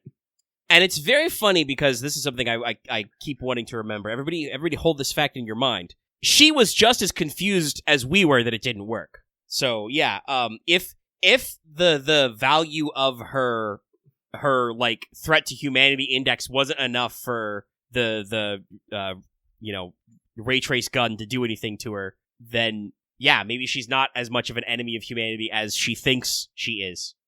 Honestly, that sounds like peak Madam President vibes to me. Madam President would star in a light novel that says, I thought I was the enemy of all humanity, but it turns out... ... Anyway, to continue, we are upset at this, but Gordolf lists all the staff members and bets they'll be willing to work with an old enemy or two, so don't worry. Also, it is confirmed by Trimagistus that Koyanskaya is actually on our side. Apparently, she is summoned as a proper servant. At that moment, Tepu shows up, asking if we're done talking, and Da Vinci is stunned. Tepu takes that moment to introduce himself and the helping hands that he got. The dependably locally sourced labor, the Dino 11. My brother's return! Tamashi no Kyodai. Tepu explains that he will be having the Dino 11 gather resources, but notices that Da Vinci has short-circuited. Apparently, no one told her that dinosaurs were walking and talking around. Da Vinci goes from 0 to 100 and then instantly, and quite literally, launches herself at the Dino 11. A short while later, Da Vinci tries to play it off and introduces herself. Apparently, she wore out the Dino 11 with her cuddle attack, her glomp, if you will. Da Vinci and Tepu get along fabulously, but Tepu tells us that we gotta clear the hostiles to secure our safety. We want to ask Yuo, but Cuckoo decides to tag along with us. Boss says to clear trash mobs again, must be Wednesday. Sounds about right. Especially because this fight is absolutely just, I think I wrote this in the pregame this way, this just exists so you can try out Kukulkan. Oh, exactly. Definitely. Pip 2. That night at Tepu's place, we do a round of introductions for Da Vinci, Sion, and Nitocris. That's it, unfortunately, as Nemo Marines are staying aboard the Stormboarder to hasten repairs, and the staff rooms are intact, so the support staff are staying there. Gordolf think that the dinos are too terrifying to walk around casually and will stay in the hangar with its AC. Kadok also agrees with the AC and will be staying in our room as his cell has been crushed. Toy Sky will stay to protect them and collect any guns she can steal from the Ocelot unit. Da Vinci doesn't actually say all that, though, and tries to pass it off as keeping the border safe. We turn our attention to Cuckoo and ask who has more authority here, her or Little Tez. She explained that Little Tez is the ruler here, and she's more of the personification of Miklon and doesn't get involved with the whole ruling part. We then ask why she's dressed as one of the Ocelot unit, to which she surprised enthusiastically, cause she wanted to, but quickly amends it to being a disguise. This was a more recent change, as it comes out that before, she would just walk around naked, much to the shock and surprise of many. Anyways, we make plans for tomorrow and end with Da Vinci and Tepu accompanying us looking for materials. Everyone retires to bed, but then we realize Yuo wasn't there and wonder if she went to her room already. Yeah, the Kukulkan's very interesting. I feel like, she goes through multiple steps of explaining, what her deal is, but yeah, the kind of, embodiment of Miklon. Yeah. Pip Pip 3. Of course she wouldn't need pants. Pip 3. We are presented with the scenery, and someone speaks of ancient times, back when insects rules and the first vertebrates emerged from the ocean. They speak if they were there the entire time. Bye-bye, ocean. Please watch the history of the entire world, I guess. It is a classic. Also, may actually help you with some things. Yeah, no, I'm very glad that I have seen it because I was like, oh, I get it. Now we've got land. That's land. No, the sun is a deadly laser. Now there's a blanket. This person goes on to speak how this world and our world were similar up to a point. That for some reason, a tiny deviation in a meteorite's path caused the third extinction event to arrive 250 million years earlier. And instead of waiting for humans, someone decided to have the existing creatures carry on. So it turns out that was a dream, and Da Vinci is just like, getting exposition in your dreams? Sounds legit. And goes on to explain how the third of the Big Five isn't fully understood, but there shouldn't be any servants that have lived that long. Well, maybe there's one or two, with a faded image of Melusine flashing peace with a Teheparos expression, to which I have to say, did they just make that sprite for this? Because I don't recall seeing it anywhere else. Yeah, I read that you wrote this down later, and I'm like, oh, Choco Sensei absolutely drew this one just cuz, and they're like, we'll use it. Fun fact, this sprite absolutely is getting used again right now in the JP event. So, yeah, like I said, I think Choco just had it in the bank, and they were like, well, might as well. Might as well. Da Vinci goes on to say that the only thing that could have shown you something like that is an archetype, which she explained as the planet's brain or memory. While we mull over that, Tepu shows up talking about how cool proper human history stuff is. Da Vinci comments how Tepu still has that childlike wonder in him despite his maturity, and then Tepu talks about how he is different and probably closer to proper human history in his mindset. We're about to head out, and we ask Yuo if she wants to join us, but then Wak Chan busts through the wall, literally at that, and says he has something to show the Madam President, and she uses that to escape. Over at the Stormboarder, the Danos are being friendly and inquisitive and can't quite handle them. It's decided that we and Mash will hold a small assembly to speak to the curious Danos. Cuckoo thinks it'd be best for the people that have lived proper human history and the Lostbelt to explain everything about them instead of the academics. Cuckoo even mentions how it was exciting the first time around. Wait, did we give her the rundown already? I guess so. We did have, this whole part starts with a time passes, night, day sort of transition. So I guess we talked about something between the end of Section 10 and when we had that meeting with Little Tez. In order to avoid spooking the staff, the meeting point is going to be held over at the Zokda Temple.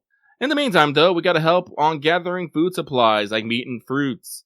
Baker is going a little stir-crazy. Cuckoo and Nudicris will accompany us, but Cuckoo warns us that the Miklan turkey are not to be trifled with. To which my first thought is, we're gonna have to fight a Vorpal chicken, aren't we? Also, shouldn't turkey not exist yet? Correct, but my thought was, Tezcatlipoca clearly imported the Vorpal chicken as a biological weapon. It is clearly a weapon of war, because Jesus Christ. Apparently that fight sucked, especially for Nitocris. But enough about that. Actually, I should put a bullet that this comes back later. I didn't think it'd come back later, but guess what? It did. Enough about that. It's story time for the Danos. They all gather up at the shrine, and we ask Nitocris to speak about ancient Egypt and her time. The Danos are enthralled but curious about how we measure time. It is something they don't do, usually referring to something like a little before or a long before. That's because nothing has changed for them in the past 66 million years. Yeah, there's a lot of, this is the first time, but not the last time we do a lot of the old, abyss of time type shit, where just the Danos throw around numbers like hundreds of thousands or millions of years very casually, and like all the rest of us mortals have to like stop, take a breath, put our hands on our knees and go, whoo! Because, man, that's a lot of time. It's a lot of time. So, Pip 4. Next day, we gotta get heat-resistant material for the deck plating, and we need 20 tons of quartz, so that Sion can rub some alchemy on it. We obviously can't carry that much, but Cuckoo is happy to help. She's not too good on the little details, though, and just asks if she can bring over an entire mountain and call it good. Sion then asks if she can bring over a mountain of obsidian. Funny you should ask, because there are literal mountains of obsidian back in the second underworld. We'll just skip on over. I can only imagine how fast we do some of these transitions that Cuckoo is just piggybacking us and fucking jumping between layers. Oh no, it's not even piggyback. She probably just like threw us under one arm, you under one arm mashed together and just boings. Because apparently she can move the entire storm border up 2 layers, no problem. But we jump back and forth to multiple of our first half underworlds here. Lickety-split. Lickety-split. So we check in on Benny Emma, resident Underworld Guardian, and while she would like to keep her sword mountain, she understands that we need one. Unfortunately, her prideful tormentor demons aren't having it, but neither are you. Cuckoo seems to be into it, especially the word KO. By the way, I love both the responses here, by the way. I can't remember them off the top of my head, but I was just, like, the first one says, like, listen, material collection is serious business. Yeah, I think it's something like, I'm always serious about collecting materials. That's what I picked. After thrashing the demons, they are surprisingly okay with things. Cuckoo literally picks up a mountain and walks off with it, while Benny Inma asks us about you, Olga Marie. She tells us about the importance of communication and not to leave things unsaid until it's too late. Another evening, back at the Zakta Shrine, Koyanskaya is with us. She's impressed with them, but the Danos evoke a little melancholy in her as well. They can be a little too accommodating in their mindsets. Little Tess shows up to kick a ball around, but there are too many dinos here, so he'll just sit back, letting a more shy dinos move up front. Night falls, and Kotomine is patrolling the storm border when he runs into Nemo Professor, and they talk about power and engine systems on the storm border. This conversation sparks some idea in Professor, and she runs off, only to have Kadok appear behind Kotomine, expressing his distrust of him. Kotomine eats it up, though. This is a great sequence. I can only... Do you think Kotomine is doing the thing he does where he walks circles around Kadok? Oh, he might be. Kotomine is concerned about Yuo, though, as she has to come to a decision, or else she will continue to suffer. Kadok thinks they should part ways before they come to understand each other. I have a bit of a chinky response here, and that, bro, I have the six Lostbelts worth of people and culture. I'll be fucking fine. Or I won't, but I'll still do what needs to be done. Let me have this. Yeah, it's funny, Kadok's been on our side for 10 minutes, basically. And he's already like, holy shit, this fucking, I can't, it would be so much better for this guy if we just do a clean break. But yeah, no, man, trust me, I understand. I've had plenty of instances of mutual understanding into destruction. I do find it interesting that Kotomine basically says that Madam President is having the exact same version of this conversation, because I think at this point, we're pretty sure from the brief snippets we've seen of her that, clearly she remembers some things. Something that happened back with Tezcatlipoca in Mexico City has got her acting different. Yep. And so, like Kotomine says, she has to come to a decision, because if she just does nothing, she's going to keep suffering. So, it's good little parallel to say that basically both sides are having the same conflict. Yep. Pip 5. So, the engines are in a bad way, and Nemo Engineer needs to shut them down to overhaul them. She is completely willing to fight the captain over this, but Professor calms her down with some ice cream and explains that she is for the plan. She just needs some time for an alternative power source. I love, by the way, that how Engineer does phrases of and if the captain objects, I'll challenge him to a duel, and then I'll be the captain. These guys have such a weird little ecosystem. No, it's great. I love it. Said power system is a hydroelectric generator. Where are the biggest and bestest rivers in the area? That's right, in the first underworld boundary. Thanks to the Cuckoo Express, we can get there fairly quickly. We are curious where the Madam President is, and Tepu seems to know, but clams up about it. We should be able to see her this evening. Apparently, Yuo was going to attack Mexico City to hopefully improve everyone's opinion of her, but Tepu talked her out of it with some sound logic. Also, apparently, Wok-chan may have embarrassed himself in front of Yuo the other night and has been down on the dumps. Unfortunately, the best things he is at is face punching and body slamming. They're the same thing. So back at the first boundary, KP is back to being on altar and says no way to the generator being built here, mostly because it would be a pain in the ass in her new home. Turns out KP altar is the normal KP here in Mictlan, and she just turned it off for us later. She is particularly fond of the Nemo Marines though, and is willing to let us build the generator if we fight her again. Apparently, she's also particularly fond of us too, and this seems a roundabout way of getting us all to herself. Actually, I think this personality of hers seems to bring her more in line closer to Melt and BB, I think. Mm-hmm. You know, possessive, a little bratty. Yeah. Well, that means that we got no choice but to show her how it do go down. Yeah. And unfortunately, for KP, Cuckoo shows up at a moment carrying enormous containers, and KP is suddenly a little concerned. Are we just doing a part 1 recap with Cuckoo instead of UO now? Kind of feels that way. We are kind of, retouching, not in the same order, but retouching all the places we've been. Yeah. As for the fight, I rather enjoyed it. The mechanic of just juicing up Cuckoo to crit and remove stack was actually quite fun in my opinion. Neither was it too difficult. Yes, this was a good use of forced picks. Yeah. Also, I've realized now, going back, that I forgot I had the ultimate chance to invert my joke. Her one weakness, a normal-sized woman! KP Alter is a bit upset that we pulled out the Lostbelt King card out of our sleeve, and gets a bit of complaining again before shaking hands with Cuckoo and getting to work. Still while complaining. My daughter is going through her rebellious phase, but I love her all the same. So, Danos and safety helmets, my new favorite sprite, are running around helping with the installation because it seems fun and informative. KP Alter is also concerned about the Madam President up to, though KP is fine with the Prez going her own way. Pip 6. Suddenly, a fight against Chiron and the Poseidon's Core. So this fight slightly infuriated me, not because it was hard or complex, but because RNG fucked me at basically every point. I finally said fuck you to your rules and pulled out my Summer Buki Tim with the Atlas Mystic code and said no to all that bullshit, turned it into a 3-turn clear. Yeah, the RNG stuff sounds like my first run of the Talok fight where I'm just like, I can't get any cards that do anything. Hey, fun fact. This fight is in the past, so you can use command spells. You are not forbidden from doing that. And that's what I did. Because, indeed, I was also cheesed off, after, trying to do the fight a couple normal times. But these two bozos just bullied my poor Dioscuri out of the way and then clowned on everybody. And I was like, you know what? Fuck you. Command spells. Resetty. Spaghetti. Die. Turns out we were retelling the story of Atlantis, and the Danos loved it, even excitedly discussing it among themselves. Even little Tez seemed pleased by it. Cuckoo mentions having to have a battle with Artemis. Too bad, though. We are taking aback about how laid back the Dinos is with their understanding, and Tepu explains that the Danos really don't compare themselves to each other. I think I understand what someone said when this place was saying this place was the most objectively correct history. Minus the Ocelot unit and recent events, it seems like this place is almost a utopia. No big nasty predators, no conflicts between nations or groups, no major differences in ideology, just Dino and chill, play some Zocta. It's just lacking in those things. That means they don't have challenges to overcome and to move forward past.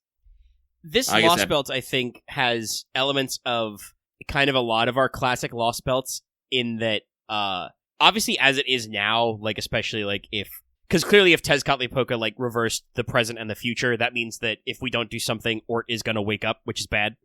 Yeah, that's bad, okay. So this Lostbelt is probably already doomed under its own power, similar to how Britain was effectively going to die off no matter what we did. It was just a matter of if they took us with it. But also this Lostbelt has the same vibes as LB3, where also it was clearly pruned because these Danos have just been chilling for 66 million years, and they haven't didn't change. Yep. And that's that's just wasted quantum timeline information if the Danos aren't doing anything new in 60 million years.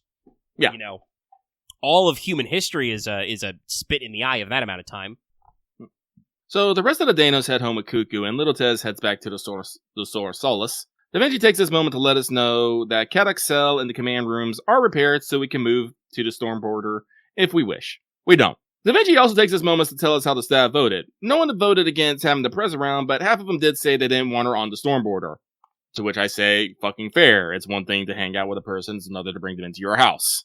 Yeah, and I want to say, I probably should have put my note here earlier, but I was thinking about this when you brought it up again, of like, I don't know why they made the point about the unanimous decision, because it turns out everybody in Team Chaldea can see, you know, the greater good, as it were, and like, does vote that, like, no, we should allow ourselves to continue operating with, you know, Madam President, you Olga, because, well, one, she looks like Olga Marie, but also it's not a bad for us. But also, as you said, I think it's very fair of them to be like, maybe we shouldn't have her walking around the storm border inside, just in case, though. We've had problems with people keep blowing up our headquarters. Da Vinci goes on to mention that we have to make a choice. Do we make a preemptive strike on the foreign guard while she is still waking, knowing that we may not be able to defeat her if she regains her strength and memories? Nay, we say, and Da Vinci is relieved by that. She speaks on how humans are reciprocal creatures and repay cold logic with cold logic and kindness with kindness. Jeez, it's almost like I yelled about this earlier. Da Vinci goes on to say that us believing in our friendship and Yuo wanting to keep this relationship would be the best outcome. And even the others are coming around to it. Even to the point that if we wanted to bring Yuo aboard the storm border, we could find some compromise. It's time to get our game faces on and start tackling our original objectives. Finding Ort and releasing this Lostbelt. Pip 7. Night falls and the Prez isn't back yet, so we go out to look for her. She tries to hide, but we call out to her. She tries to make excuses, but we just approach past them and try to talk to her. It comes up that we're starting the mission tomorrow, and Olga says she wants to see the storm border powered up. We kind of falter there, and the Prez immediately gets it. She goes a little tsundere on us, but asks if there's anything we want to ask her. We tell her that there isn't, to which she responds, that's good, for she wouldn't have an answer. The night ends on this bitter note. We now start Fragments 2. Pip 1. We start off with a couple of flashbacks from Olga's perspective. She then talks about how she had to reset herself after the attack in order to reduce the strain on her. After that, she lost her memory and can only remember her name and her mission. In forgetting the rest, she begins to discover other things that she wants to do and feels fulfilled doing them. We go back to the night where Wok-chan took Olga on the town. He showed off the city, but took her to his favorite place. A tranquil spot overlooking the city and waxed poetic in the ways only a Thanos could. That's when Olga knew that this place was a utopia and that she didn't belong here. She is hurt, and Wok-chan notices and tries to cheer her up, but it backfires and Olga snaps at him. I didn't write it here, but Wok-chan talks about seeing her heart and saying that it's all sharp and pointy and like all 7 colors of the rainbow. And so my immediate thought was, is her heart a saint quartz? I mean, I wouldn't be surprised, like, because obviously Beast 7, you know, 7th Beast, 7 colors, 7 crowns, 7 horns. Yeah. You know, it's a recurring number. But a saint quartz is technically, because it's also got the forward shape. If you look at a piece of saint quartz, it would have 7 points because it's 6 points and then 1 would be towards you. And it is rainbow colored. So yeah. Maybe that will be the ultimate, you know, a final step. But yeah, I want to say it's very interesting that, like, because the thing that really makes her sad is Madam President realizes that this is the kind of utopia she imagined building for Earth. Like, this is the world she wants to create, which means intrinsically, if this place is already perfect, there's no reason for her to be here. This is also very interesting if we consider, isn't the point of the Lostbelt hypothesis to build a place where the foreign god could come forth?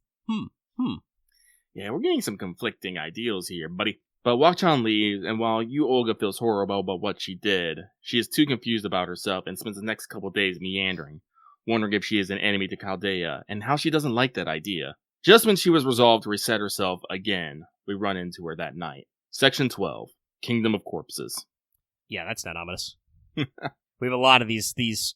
I feel like every, like, second or third title in here is like, yes, we could be just like Place, Quelfth Underworld, Iggly Piggly. No, and then they're like, no, I don't think this is a retcon. Corpses. I just think we never had all the information. Yeah, no. Also, this is just like I said this before. Guys, keep this in mind. This is something to keep in mind about things we did already know. When the foreign god appears in Olympus, I'm pretty sure the way she phrases it is, I, the foreign god, have appeared in the form of the 7th beast, you Olga Mary, the president of Earth.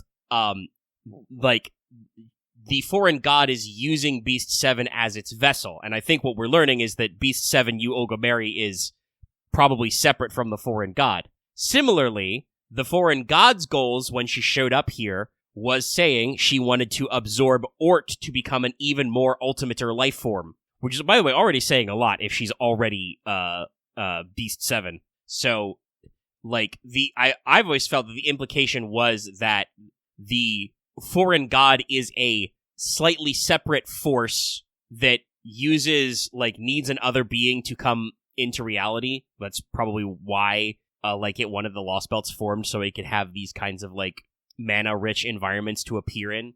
And it just so happens that the foreign god is appearing to us in this timeline in the form of Yu Ogomeri, who is, our Beast 7 we're going to run into. Because keep in mind, if she was just Beast 7, that would not be a problem. We already know, though this is talking about, things I don't know if we've explained. I don't know if we ever told anybody that we defeated foe, quote-unquote, in a dream.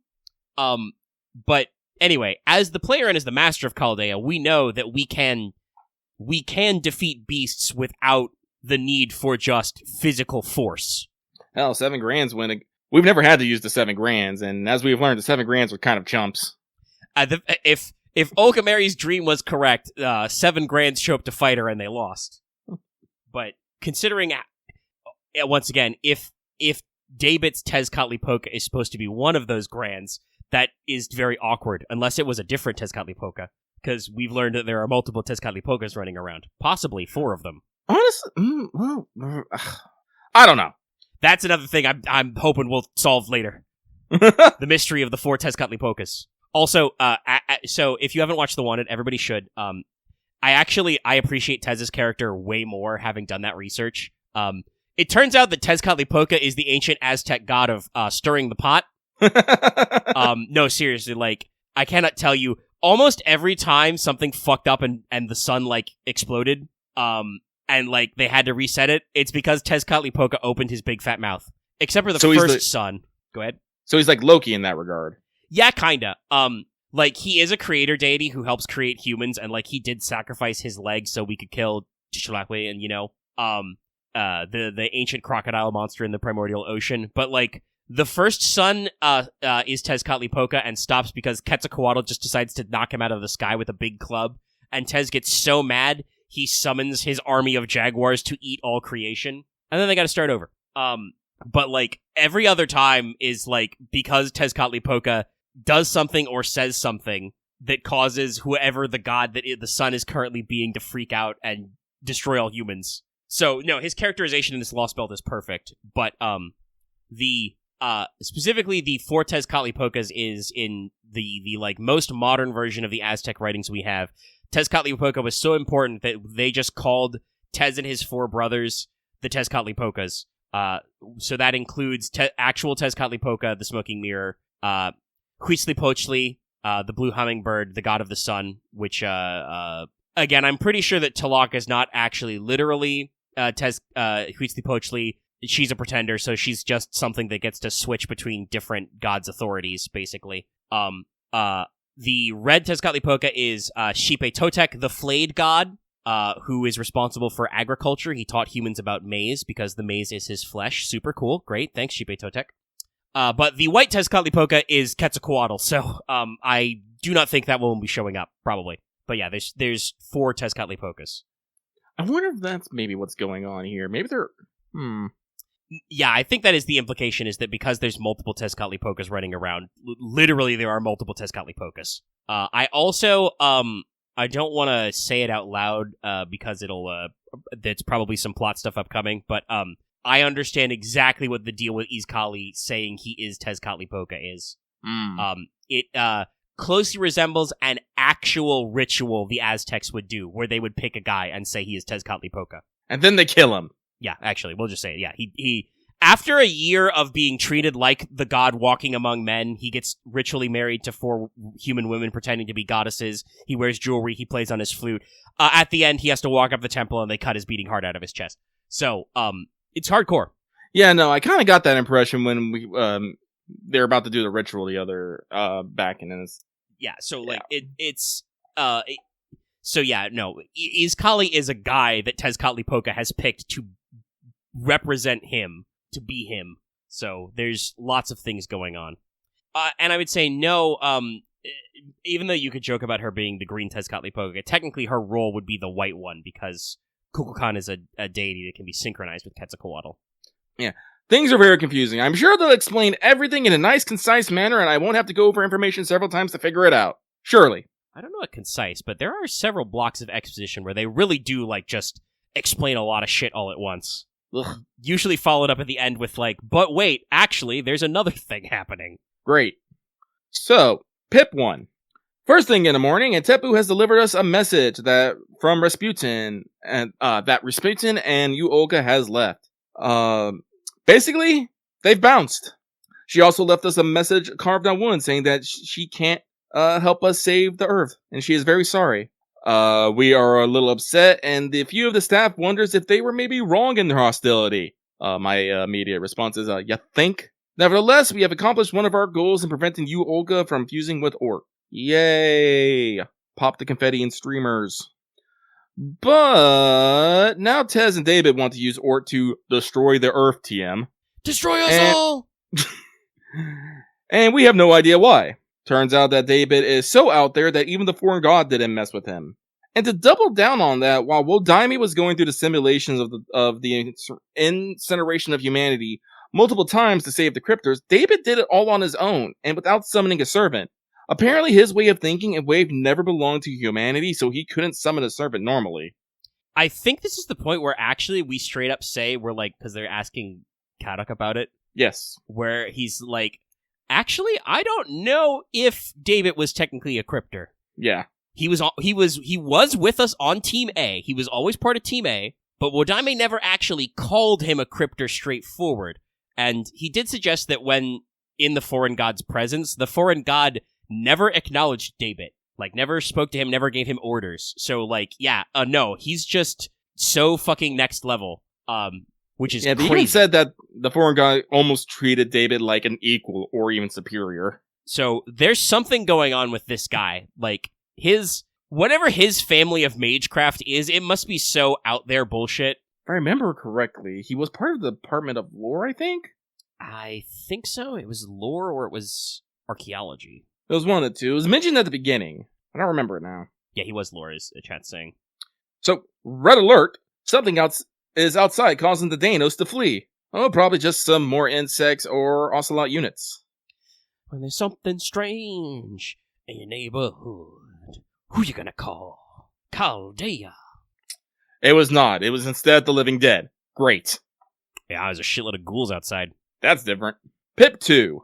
The Danos are panicking and fleeing, yelling about how Kamazots is here and it isn't even night. One of the mindless Danos appear, and it has the traits of a dead apostle. Just let that sink in for a second. After defeating it, Sion, of course, explains what it is, and Tepu explains that Kamazots is superior to the Danos, so all of them will hide in their home. We mentioned that he's seen Kamazots, and Tepu responds with he was just so shocked he could only just think, oh, so that's what he looks like. Yeah, that was a great moment of just like, yeah, so the Danos know who Kamazots is. They're all scared of him. He's stronger than all of them, I guess. But Tepu was just like, huh, weird. That's what Kamazots is. So, like, Kamazots is a true blue boogeyman, basically. Like, everybody knows to be scared of him, but they barely know what he looks like. Also, I put a note when we talked about the dead apostle dinosaur. We are reaching hitherto unseen levels of pulp schlock. We have vampire dinosaurs. Yeah, we do. As Kamazots has our command seal is being mean to the Danos, we can't let this stand. So we grab Koyanskaya and Da Vinci and we head out toward where we were gathering food earlier. Tepu seems concerned about this. Pip 3. Chichen Itza to the Kanan ruins. Tepu comes along and lets us know that Kamazots is most likely hiding in the Kanan ruins. This time, Tepu wants to ensure our safety this time, and Da Vinci takes that as something has happened to the ruins before, but Mash sees it as Tepu was thinking of what's happened to Marine. I don't know which of them is correct, honestly. Tepu been around a long time. Tepu been around a long time. Apparently, Kanan was the basis that the Danos used to build Chichen Itza. Apparently, many records have been lost, so no one knows why it was built or what led to its downfall. Some Danos believe that had something to do with the Fourth Annihilation. Yeah, talk about those from there. Also, I did actually do a little bit of homework, so lucky didn't have to, because I was curious myself about, is Khan a, like, actual word or something? It is. It's a Mayan word. It usually is translated as snake. Snake! It's used to refer to a pre-Columbian Mayan city-state from the height of the classical period. In modern times, the state, the location where the ruins are at, is known as Calacucmal. This is a pretty big deal. This city-state had a population of possibly 50,000 at its height. Was a major influence in the region. There are multiple stone stelae and stuff that mark kings and rulers of this land and their deals with other places. That's why it is called Ka'an, because it seemed like they used like a snake signet as kind of their identifier. But during the late classical period, their power waned until it completely collapsed, and the city was eventually abandoned for unknown reasons to the jungle, despite having some of the largest Mayan pyramids we've ever found. Also abandoned in that very interesting way where we have archaeological records of, like, they kept making, like, stone block post signs and stuff, but at some point, they just stop making sense. Like, the language on them turns to gibberish because clearly the people making them don't understand why they're being made anymore. So we're talking, like, advanced culture collapse here. But also, funnily enough, the word Khan is part of the original Mayan name for the city of Cancun, which in Mayan means pit of snakes. So maybe this is lost beachfront property? But yeah, no. If you want to look up, like I said, the real-life equivalent here, it's probably Kalakukmul, or Kalakmul. There's a C and a K in it. I don't know. Language. Not a linguist. Exactly. So Tepu goes on to explain that the Mictlan has experienced an event where the sun went into a hibernation for about 100,000 years, leading to everlasting night. With no other choice, the Danos entered a deep sleep, but when the sun returned, only 10% of the population woke up. Da Vinci first said this was impossible, but apparently humans have done something similar. Apparently there was like a freak weather accident, and like only 2,000 humans survived, and we went on to grow ourselves to be the 7 billion that we are today. Wild. But, more importantly, Da Vinci lances onto the fact that the Danos can enter stasis, and seem to be genetically modified to be the prime species. Yeah, they've got a really good hand they've been dealt. Way too good for it to just be evolution. Actually, now that I think about it, it seems like they're closer to plants. They are photosynthetic, though they can also consume vegetation. Yeah. But also, they have lots of other weird abilities that are showcased throughout this part and the next part, so it's like, yeah, no, there's no way these guys are natural. Yeah. We arrive at the ruins, but they are giving off bad vibes. Even Koyan Sky seems to be affected by them. She quickly calls attention to the maniacal laughing and flapping in the air. Camazotz has arrived and is insane as ever. He was gonna wait till the fourth layer to deal with this, but he's changed his mind. He decides to raise the dead to fight us. Good luck, Camazotz is behind 1,000 skeletons. Also, because the skeleton guys are all Knights classes, my one turbo solid attacking pretender Hephaestion did a lot of work for me here. Backed up by Lady Avalon, obviously keeping everybody alive, but yeah. Yeah. Also, I think this is the first time you hear Camazotz speak, and I recognize that voice. It's Nobuyuki Hiyama, who I know best as Vero from Tengen Toppa Gurren Lagann and Madarame from Bleach. He has that very distinctive timbre to his voice. Yeah, he has a very, when he shouts like Camazotz does, he has a very particular range that he hits. Yeah. And I'm not gonna lie, when you wrote this down and I read it, this makes me 1,000% more likely to roll on a hypothetical Camazotz banner. Viral, Ikaku, Madarame, the GOAT? Absolutely. Way more down to roll for that than anything else going on here. So, during this fight, I wasn't entirely what the win condition was here. I wrecked 3 waves of Skeleman and it took 15 turns to do it. The wiki says defeat 10 enemies, I believe, which is a very awkward number because they're coming in waves of 3. Yeah, but here's the thing, I only defeated 9. Yeah, it may be that is wrong and it's just defeat 3 waves. It is, Battle Infinity, which is very funny. Yeah. Yeah, I did not make sure to clearly jot down how many I did, but it was around 3 waves. Yeah. So the skeletons won't stay down, and Camazotz doesn't need to be in the underworld to use his power. We can't escape, so Tepu decides to be bait so we can bake through. He employs his Dino Barrier and asks us to save him before the sun passes on. Koyan Sky clears a path through the jungle with napalm rockets so we can boogie. Koyan Sky would fit right in with an Ignis Core Arma Vietnam video. Honestly, I think that would be actually fucking hilarious. Jay would lose his goddamn mind. There's a fox woman on a motorcycle out here? And she called it another daisy cutter? I mean, most people in Ignis either are a cognito hazard or experience them. It's like, true. Even non-J people have that breakdown sometimes. I'm reminded of the second Metal Gear video they did where the guy they had playing Snake eventually is just like, I'm losing my goddamn mind here. I'm sorry, I'm still giggling over the fine skeleton death blast. Ugh. Jay posted another video today of them playing Vintage Story, which looks very rad, but that reminded me to go watch a Skeleton Warp from last week, and yeah, the Skeleton was really good. Yeah. The Divine Skeleton's Death Blast is extra funny because Jay explained to us the setup for the joke earlier, which is that they did a server-wide replace of everybody's death sound with a Lego D-brick noise. That apparently, because it's like a trigger, if you do a mass cas and kill a lot of people at once, it tries to play the sound so many times overlapping that people just crash out and get kicked out of the server. Oh, they had multiple mass casts. Yeah, it's Arma. Alright, excuse me. Right. So, Pip 4. We quickly return to the storm border and everyone is brought up to speed. The Dano 11 want to help but are too scared, and even though they sent the 7th to get Cuckoo, they can't find her. Gordolf wonders if this will be the time they have to mix it up in the front lines, to which Sion has a very specific mention about not being able to use threads or being able to pull off combos. I would love to see the version where Kadok, Sion, and Gordolf have to step up to go fight Camazotz, even though Sion insists she's not a fighting game character. The joke is because that's exactly what our Melty Blow character does, pulls off combo and uses threads to fight. But, do you know who is up and about and has experience with dealing with the dead? That's right, it's Needle Chris.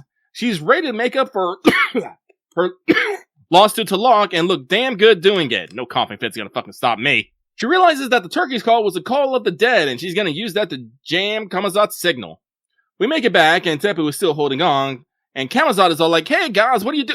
Then freezes when he says Needle Chris. We're all a bit confused, but when Needle Chris does her thing, we quickly learn that Kamazotz hates other necromancers. Great sprite work here, by the way, of just Tepu in the shield while skeletons wail on him. I think he says something to the effect of like, "Guys, could you hurry it up? This is starting to hurt." After overcoming the dead, an infuriated Kamazotz grabs Needlecrest before anyone can react and demands to know if she commands her dead. Does she remember their names and who they were? When Needlecrest answers that, of course she does, Kamazotz can't take it anymore and flees? He says he's going to Yayakui to bathe in the spring that is the source of night. We are perplexed by this, but nonetheless we have driven away Kamazotz, so that means it's time for a festival. By the way, Yeah.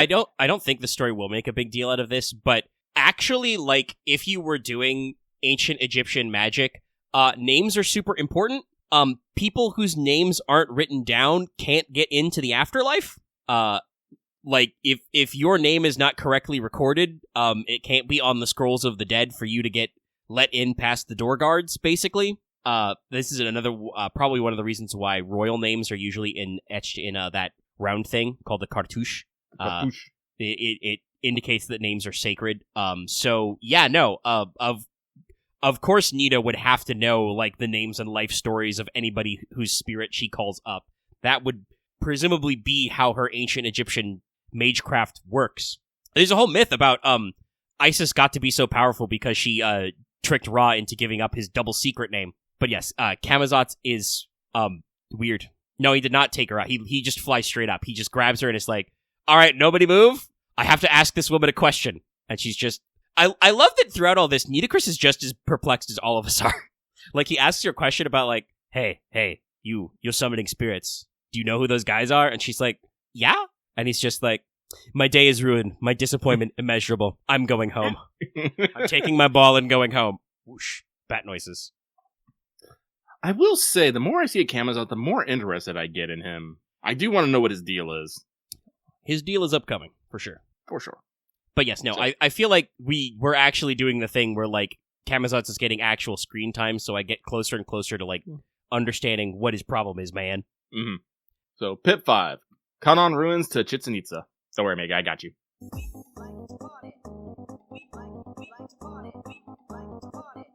A party is in full swing back in Chichen Itza, with the dinos chanting "Insolence." And even Little Tez is given praise and coining WWND. What would Nitocris do? Nitocris is completely lost and standing alone on the altar. It's even in her name. Yeah, no, I love this whole last couple blocks of Pips because, like I said, Nitocris remains lost and confused for the entire rest of this night. Also, if you don't get the sound joke, or if that was probably quiet and short enough that YouTube won't get mad at me, but if it does have to get cut out, my instant thought when we got to this point was just, I thought of the Venga Boys song, We Like to Party, aka the Venga Bus. You probably know it if you live in America, because that's the theme they used for those Six Flags ads, but very classic meme song. There's only 5 seconds. I think we can get away with 5 seconds. We should be able to, especially because it's too early for me to see, but yeah.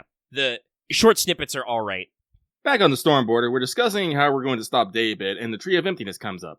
We haven't seen a leaf nor branch of it anywhere. We have too many questions and no answers, and it'd be really convenient if someone had them all. Unfortunately, there is no one like that. Except Cuckoo slides in and is all like, oh, wait, there is totally someone like that who has all the answers. Apparently, they are in the observatory in Meztitlan, I fucking can't. Named for one of the 13 heavens where the moon moved. There lives someone that has been around since the beginning, the new land of Mictlan, Princess Shaquick. The Stargazer known as Archetype Earth, a duplicate of the planet Sol. Yeah, so about this thought started with the previous bullet point, but like, I'm a little nettled when they're talking about the Tree of Emptiness and force me to pretend that I don't have any ideas about, I don't know, infinite space trees, like, holding Mictlan together. Like, at the very least, we heard several comments about that in the shrine in, like, Chichen Itza, and we don't think to be like, maybe we should at least look at that? It's fine. I'll talk to a Moon Princess dinosaur instead.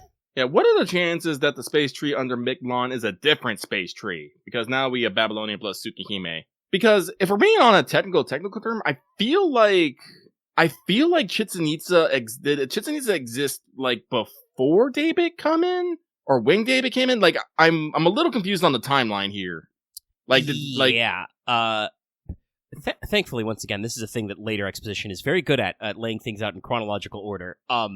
But yeah, like, I'm not actually sure if their idea of, because there's a lot of stuff going on, that like the tree of Mictlan or the tree of Mala that like spread everywhere and holds Mictlan together, if that's actually supposed to be the same as the tree of fantasy, because the thing with the Tree of Emptiness is that they are supposed to be like giant simulators and power generators that basically, run an entire universe inside them so that the Lostbelts can like catch up, right? Right. So like, that may actually just be part of it, but it's definitely one of those things where I'm like, well, linguistically, that sounds a lot like they're talking about their Tree of Emptiness. But you are correct that like, normally the Cryptor shows up to brief the Lostbelt King about like, hey, by the way, this Tree of Emptiness thing is like keeping your universe together from outside forces. Don't fuck with it. Honestly, considering that David might not have been of Cryptor, he might not have actually ever got a Tree of Emptiness. There just might not be one here. Yeah, in that case, I don't know how like we've connected this alternate timeline to the texture of our Earth, but like, if anybody could do that weird shit, it sounds like it's David. So yeah, I don't know. There probably is gonna be like a Tree of Emptiness equivalent somewhere in here, but I'm very curious as to where it is and how it relates to the other stuff, because like, if it is here, it's super well hidden. Like, I think they even said the Storm Border sensors haven't picked it up at all, which is like, that's possible. The only time that has happened, I think, was 3, when the tree was deliberately hidden from us. In 4, we kind of knew where the tree was. It was just protected by the Sea of Milk. But in 3, Yume Ren concealed it among Shinshi Wang's things, and it like was completely hidden from sight until we were like right on top of it. Actually, no. LB2, we were able to sense that there was a Tree of Emptiness because we fought some seeds, but was it Scotty or was it Ophelia who concealed it for a while? I'm pretty sure it was Scotty. Yeah, she hid it somewhere for a little bit, like in her palace, and then like Surtur ate it and then coughed it back up when we killed him. So like, it is possible to hide and to move the Trees of Emptiness. It's just usually the person doing that is the Lostbelt King, and well, if Kukulkan is the actual king of the Lostbelt, which seems fair. She is basically the embodiment of, the order of the cosmic order of the sun and the Mala and stuff, sun and wind and rain and all that. She doesn't seem to know where a Tree of Emptiness is. She also doesn't particularly seem to care. She's like the dinos again. It's like, oh, you're coming to prune the Lostbelt? Got any cool stories? So I don't think she would have much, even if she didn't win. I don't think she would have much of a reason to hide it. Actually, honestly, she would have even less of a reason because Tezcatlipoca alluded to it, but it is something I think that the story has not pointed out yet. But we, the readers, can pretty obviously tell that it was probably some element of Kukulkan that punched our ship in half. Yeah. It was a giant green sun woman. We haven't really talked about that yet in the story. Did she do that on accident? Did she do it on purpose? So, I think that's supposed to be part of the reason why she's so gung-ho to help us. That's that comment that, little Tez makes about her not knowing her own strength is that, she feels bad for punching us. Whoops. So, I think if she did know, because you're right, that she definitely doesn't care about the Tree of Emptiness and the Lostbelt existing, if she could just tell us where it was, then she'd just tell us. Yeah. So yeah, no, it's all weird. David is weird. David continues to be weird, even after them, actually explaining... Yeah, I guess future spoilers. At the part where I'm at in the story, they've explained what David's plan is. I wrote it down in my notes as, we explained David's plan. So Lucky will be able to read what David's plan is. I'm still very unclear as to the whys and the wherefores. The guy is still a mystery wrapped in an enigma. So... I guess I gotta keep peeling back the layers. Well, again, they did mention that his line of reasoning is supposed to be so far removed from humanity. It just might be one of those things we are incapable of fully understanding. It's true. Speaking of understanding him, though. So our new goal is to reach the 7th stratum and ask the princess what the deal is. Excuse me. Grodov, Cian, and Kadok, and Nemo will be staying behind to continue the repairs and dig into Clock Tower's files on David. Cuckoo, though, will be accompanying us. I do believe they also state here that apparently David's files, because they're from the Department of Lore, will be, super encrypted. I don't remember much, but I do think, the Department of Lore is double secret. Normal department, secret. Department of Lore, double secret. If I remember correctly. I'm not sure, though. We'll set out in the morning, though, as we need our rest and the Danos want to hear more of the Lostbelts. We tell them of the Chinese Lostbelt, and the Danos discuss it among themselves. Once again, they remark they understand the world is to be pruned away, and they're okay with it as they are not avoiding extinction. It's not the same as avoiding death, but serving something greater, although they don't know what that is. Pip 6. Teppo meets up with Wakchan and asks if he'll be a porter for the Chaldeans, and when Wakchan wavers, Teppo informs him that Olga has left and that she and Chaldea may be enemies. Vakab is getting increasingly irritated with Dino Society and the encroachment of humans. As a rare pterosaur, he should be the one to rule. To the point that he's going to be meeting Izakali to discuss the stealing of the sun. Yeah, this is something I've been noticing is that we like to talk a lot about how this Lostbelt is beautiful and perfect and the Dinos, don't want for anything. But also, clearly they do have a few of their own issues built in. There are weaknesses to their mindset. And we're starting to see the cracks. We're starting to get towards an Act 2 twist, and not all Dinos are created equal. And as a result, Vakub does seem to have some baggage under his wings. As I said, not everything is right in the state of Chichen Itza. Yeah, I actually think it's a bit of the opposite, that even though he's a rare pterosaur, he isn't given special treatment. Vakub has to do things just like every other Dinos, even he has this different perspective because he can fly. And I definitely want you to remember that phrasing for later. You've I think just thinking your thoughts stumbled into a really interesting way to phrase that one. But yeah, no. I should say when I made the comment not all Dinos are created equal, I did mean that slightly ironically, I guess, not so necessarily sarcastically. But yes, the main crux here seems to be that Vakub is he does seem to have some unique baggage because he complains to his fucking what is it, a stegosaur or ankylosaur underling of you don't understand what it's like to be the only one of your kind. But also he does have a lot of, like you said, he does have a lot of pride. He does think that he should be treated different and better even because he can fucking fly. And it's yeah, he's got some stuff going on. He's definitely got some stuff going on. Despite the dinos not being like they are like very chill and stuff, but they do have like, and I want to say there's not any like great societal problems, but there are definitely like problems on an individual basis. Like you see this maybe with Tepu and stuff. Like he doesn't necessarily get along with people. You see this with Akob doing things. Even Wak-chan kind of at one point was just like, man, I don't want to be a fucking warrior anymore. This shit sucks. Yeah, I was about to say Wak-chan has it a little bit.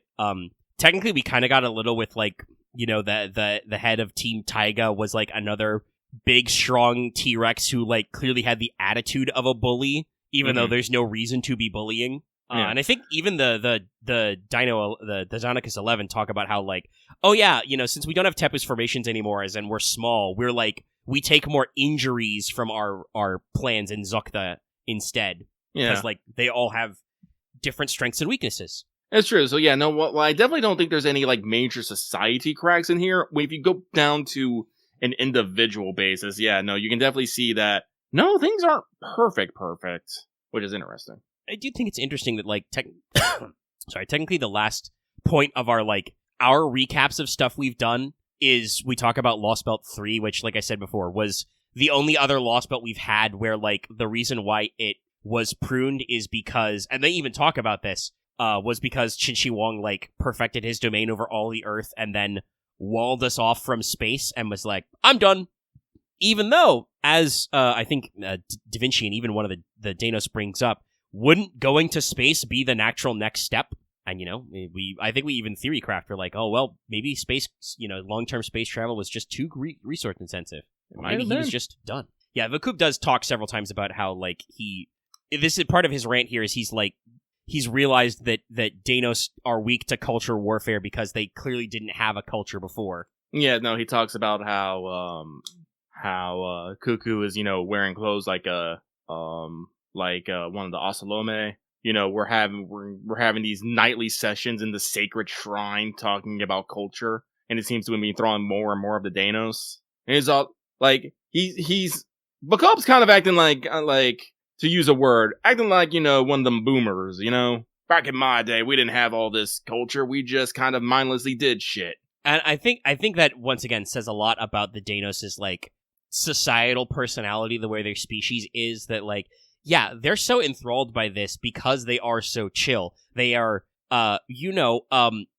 beings who, like, can live off sunlight and water and can camouflage themselves, and they have literal, like, electromagnetic barrier skin or something, which good on them for explaining why large-scale dinos have, like, those invincible stacks. Like, that's literally what Tepu does while the skeletons are beating him up, He's just hard turtles. So, like, they definitely did not evolve like this. Someone had to make them like this. Yeah, they do not have...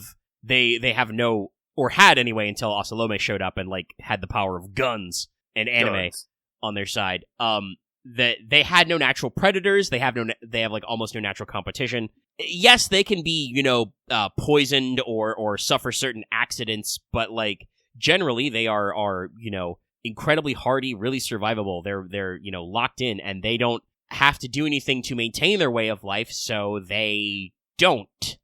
And you'd think that normally that would mean that this culture would do nothing but produce culture, to use a Civ term. But fundamentally, the way their minds work, the Danos don't seem to have quite that same inherent desire. Like, obviously they do appreciate aesthetics. I feel like it's that they're waiting to die, but not in the death kind of sense, but the big one. It's like they're waiting for the extinction event to happen. Yeah, it's almost like they realize that they're like 65 million years overdue, which is really interesting for a Lostbelt, but it's why they're so relaxed about us, because they're just like, well, is what it is. Everything dies. Yeah. And honestly, I'm starting to think this Tepu doesn't say it a lot, but this may be where Tepu differs from the others. Like the way he is about understanding things and wanting higher understanding and possibly even higher problem solving seems to be what's setting him apart from his fellows. It's like he has desire, ambition. He wants to do something. I feel like there might be a reason why he wants to do something, and we haven't got into it yet. Yeah, because we're at the part of the notes where we reach section 13, where the first note I wrote was, God, there's a lot of pips, so. Unfortunately, yeah, God, I'm still on the first pip. This there's a couple of non-battle pips like in the late mid of this, which do like fly by pretty fast because they're just a couple of minimal scenes. But this shit is long. Like I've straight up written down here, and I can say it because this is technically a pre-pip note. Like he's writing down that it's pip 1 right here. Is this shit is long. Section 13. This Lostbelt is like I want to say 24 segments long. We should be at or over the halfway point. It does not feel like it. It feels like we have not reached a like middle of this. Like I said, I can digest pure story notes very fast, but even then I feel like there's some times where I have to like stop and digest what we're talking about because narratively there's a lot of lifting to do still. Like I said, right here, we're at section, we just finished section 12. That should be the halfway point. We still don't know what the fuck is up with David. We barely understand what is up with Tezcatlipoca. Haven't seen Ort other than a flash forward. Don't know where Ort's at. I guess we kind of like hit a conclusion to what's going on with you, Olga Mary, but we know that like can't be the end. Like that's got to wrap back around somehow. Cuckoo is like concealing shit from us. Don't know what the fuck is up with Camazotz either. Presumably we have more Underworld Guardians to encounter. So like there's still so much that is not unpacked, which is crazy to think about. Especially because, like, I mentioned this before, but, like, the raid part of this doesn't come down until, like, the section, like, 20 or 21. So, there's a lot of work. And hopefully, y'all don't mind if we break it down at a little, a little slower pace. The episode is only, gasp, 2 hours and 45 minutes right now, raw. Only covering, a couple of segments. But like some people have said, some people are not even through the first part, so I guess they'll appreciate this opportunity to chew through some things, And I guess that means next week we'll see how far everybody's at. Yeah, not entirely sure. I'll have a week, so hopefully we'll get to 20, but probably means we'll have a big fat episode. Yeah, hopefully I'm all healed by then, because I'm going to continue to be super busy, because now I gotta, did one to Tezcatlipoca, now I gotta make one to Kukulkan. Probably should have slopped so you didn't get that 5-star in here for Talak, but we can save that for next time. Especially because as a pretender, I know she's got stuff going on that's not even unpacked in where we're at in the story either, so it can be good to hold on. Oh, I should also say, though, that in a future episode, I have run up the poll, so we should be on time to do Fanservant Friday. Let me double-check my calendar while I pull that up. Yeah, that should be, because we got a couple of shows before the end, but probably be a good one. Ended with a small number of possible votes, but everybody locked in. So this month's Fanservant Friday will be Simohaya, the White Death, because literally, I don't know if they realize this, but literally, as I was writing the poll for this month, somebody brought up, man, I'd love to see Simohaya, and I'm like, oh, well, that's easy. Hold on. Let me just throw that in the poll. And apparently everybody who saw this outcome was okay with it. For my sake, chat, patrons, especially, because you vote on this poll at our Patreon at the $5 or higher tier. For next month, please show this singular amount of focus and pick Cadmus for me. Thank you. Because I've had an idea to do the Greek hero Cadmus, founder of Thebes, Europa's brother, but also a dragon slayer who turned into a dragon. So for our snake theme, very good. But that means it's time to What's It? What's it? Where I have hopefully the energy to talk about a couple of things at length, and also check in if Lucky has any cool things to talk about, length or otherwise. Oh, sorry, stretching my back. I did leave Plate Up on here, but I don't think we've got a lot to say about it other than we are still plating upping. We are still plating upping. We've completed some runs. Lucky found a mod to start building kitchen layouts. It's very effective. A good layout, it really is the key to everything. It's true. It's important. So yeah, we'll probably continue to yap about that off and on. The two things that over the past week or so that I blocked in, believe it or not, I have not been solely playing FGO or getting started on catching up on Girls Frontline 2 story. Yeah, that's what I've been doing. Which, yes, I've been working on as well because I found out on Twitter that the limited time event that's also started right now is basically the after story to the 8th chapter they just dropped. So, I want to do the permanent stuff before I do the limited time stuff, apparently. But one of the things I've been doing while, being a little ill and having a little time was one of the things I got with holiday money over the gap was a novel that's been out for a while, but I've talked about getting. But Dead Man's Hand, the debut novel by James J. Butcher, son of Jim Butcher, the author of Dresden Files, and I have finished it. And I have to give it my concise rating. Good, thumbs up. So, Dead Man's Hand, which, like I said, I'm so behind on catching up to this with that. There's already a second book out, and the third book, which is supposed to end this cycle, is coming out in March. So, we're moving swiftly on. I want to preface this by saying that I'm probably going to use Dresden Files as a point of reference.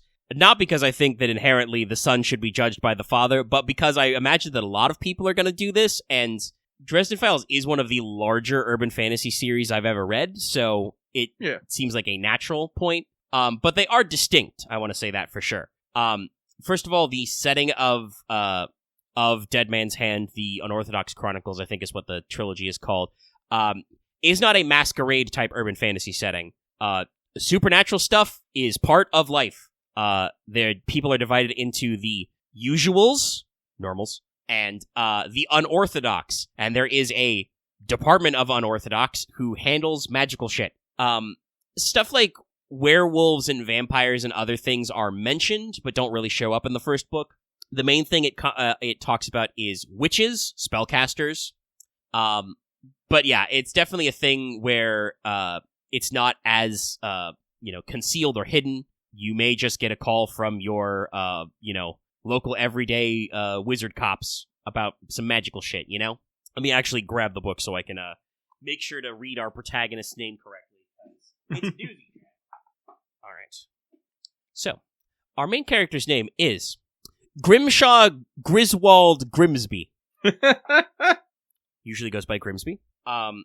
He's kind of a fuck up in his life. He failed a test to become an auditor, to become a wizard cop, and is forced to work at a kids' party place. What? Yes, King Donald's Magic Burger Kingdom.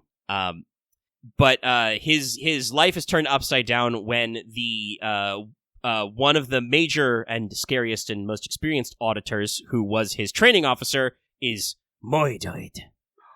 So, and he is a suspect. So he must team up with his new grizzled old companion, Les Mayflower, who is a figure known as the Huntsman, who is some kind of Oogie Boogie Man to other, witches and supernaturals, the unorthodox.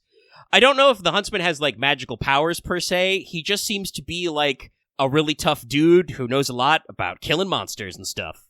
But it has this natural kind of, like, buddy cop of, scared young guy who's not that good at his life, does not have his shit together, trying to figure stuff out, and then grizzled old man who was retired, but he came back for one last job, because the victim of the murder was his old partner.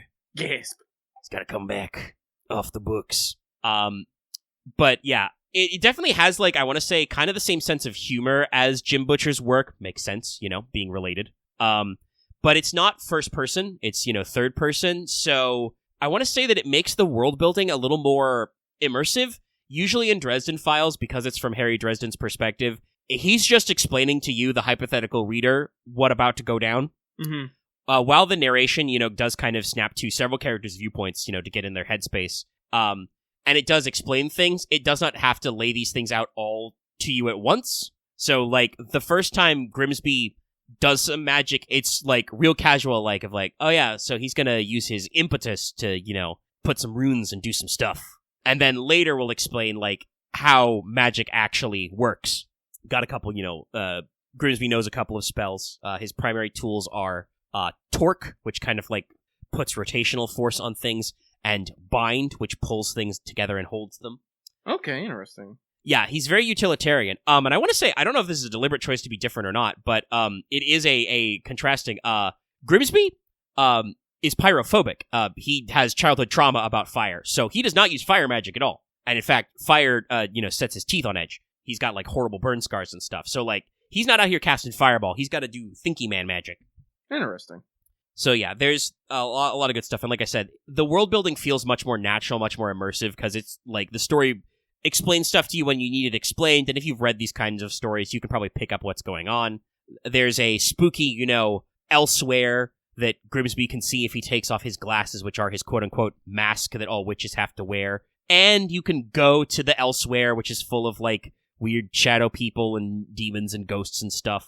So, you've got the classic Otherworld, the Shadow Realm type thing going on.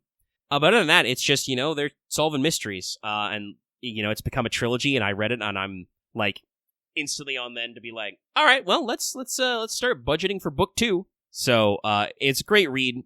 It's definitely doing its own thing. But like I said, if you do like Dresden Files, you will probably like this because it has a very similar, sense of humor and kind of, back and forth. Grimsby, is one of those characters whose only response to fear and stress is either scream in terror or crack a joke. So, it's got a lot of that same snark front to back, a lot of deadpan. And it's got character stuff. And it sets itself up well for a sequel. So if you like wizard buddy cop stuff, especially because it's begrudging buddy cop, because Mayflower does not want to be stuck with this kid, but he is. It's good stuff. So I would definitely recommend checking it out if you've got a chance. Dead Man's Hand, James J. Butcher. And then my other recommendation, I can't really talk at length about why I like it, because that would involve talking about the story, and I can't do that yet because I'm sure that Lucky has not had time to watch Castlevania Nocturne Season 2. No, I don't have Netflix now, so I'm a little at a loss at the moment. Yeah, that's gonna have to be figured out because they've been cracking down on the sharing, so it's not like I can just beam you my Netflix login anymore. Yeah, because they'll be like, "Hey, you're not on the network." Netflix is so persnickety about that. By the way, now even though we are located in the same geographic area, because we're using different services, to keep me and them on it at the same time, I had to have my parents' smart TV hop on my wireless network, my internet hookup I'm paying for, because otherwise we're on separate networks because they were using hotspots for data and stuff while we're still figuring out mainline internet at the new place. And Netflix is if one of us switches to the other network says hey, you're not at the network, we register with your household, and I'm like, it's literally the same household, Netflix, Jesus. But yeah, no. So, I don't know if you're gonna, if you'll have to chip in for a month and then leave or sail the high seas, whatever. I wish you luck. Because season 2 of Castlevania Nocturne came out. I knew it was supposed to come out early this year, but I think that was off mic in the pre-show. But you mentioned earlier that Netflix just kind of dropped the season 2 trailer last week, saying that it was coming out this week, and the entirety of it, all 8 episodes, came out this week. I have watched all of them. It's a pretty fast watch. No, I am excited to see it because, like I said, I did find the trailer and I posted it, and it looks like shit is fucking happening in there. Boy, howdy, does it happen? Alucard, manning a row of cannons and shit. Shit. Oh, but yes, no. After his surprise show up at the end of last season, there are acceptable, good amounts of Alucard. Yes, no, there's lots of Alucard in the new season. It's great. They've done my boy so well. Really get to show off his advanced power level since he's been chilling around for 300 years. But yeah, no. Spoilers, not spoilers. That's a joke. Season's great. It's phenomenal. Loved every second of it. We do interesting character beats with all the characters we already have, obviously. And really drill down into the characters' motivations and backstory. But especially the thing that this season does is, if you didn't think they could do it, they did. The action is fucking out of their minds. Even the fights with random bit vampires are animated like the animators have a gun to their heads, which they might actually. One of the show creators, the showrunners, did tweet out that this is one of those setups where Netflix has hinged a third season on if this second season does well. I hope they have hit that mark because they are in Netflix's top 10. But, just in case they aren't, like I said, everybody go out there if you want to see more. So the animators may have, danced like they wanted to leave everything out on the ballroom floor. But, yeah, this shit's absolutely crazy. Episode 7 is basically 3 or 4 separate action set pieces that just don't stop for about 30 minutes. Rad. And I tweeted out after that, they are doing some of the sickest shit I have seen in a long time in animation. Absolutely out of their mind, balling out choreography, some of the smoothest animation they're out. And it's only, they still got one episode left. And then my response to that when I watched episode 8 was, they had some gas left in the tank. It is beautiful, phenomenal, great shit. Like, they're doing stuff with, like, swords and whips and like, especially the new creative ways they do for Richter to use his magic. Mwah, mwah. Double chef's kiss. It's every little bit is phenomenal to watch. Maria goes through both character development and develops her power set a little. You can even see in the trailer that she's supposed to summon, the four guardian beasts. So we get a little dragon action this season. It's crazy good.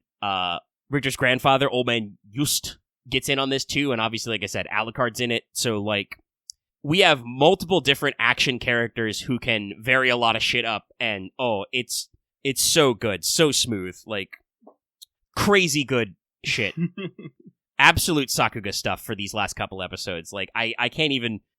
I would have to describe to you shit that's going on to explain to you why it's so fresh. If you don't care about spoilers, you can absolutely find some scenes on Twitter right now. Click those videos at your own peril. But oh god, it's ooh.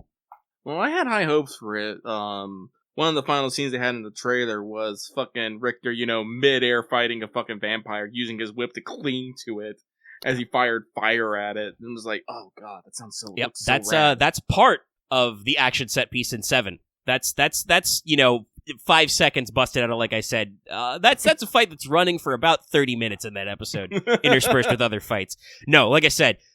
They do all of their funnest, craziest, most cracked out shit with Richter. Like I said, the bouncing back and forth.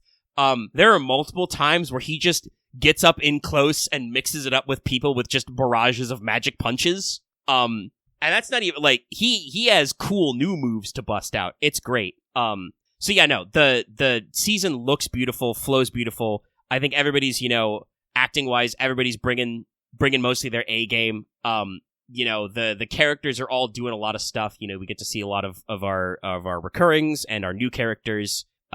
We, I think, pay off all of the plot threads that were clearly set up in the first season, with obviously trying to unpack whatever's going on with Erzbet Bathory, being the vampire messiah, the devourer of light.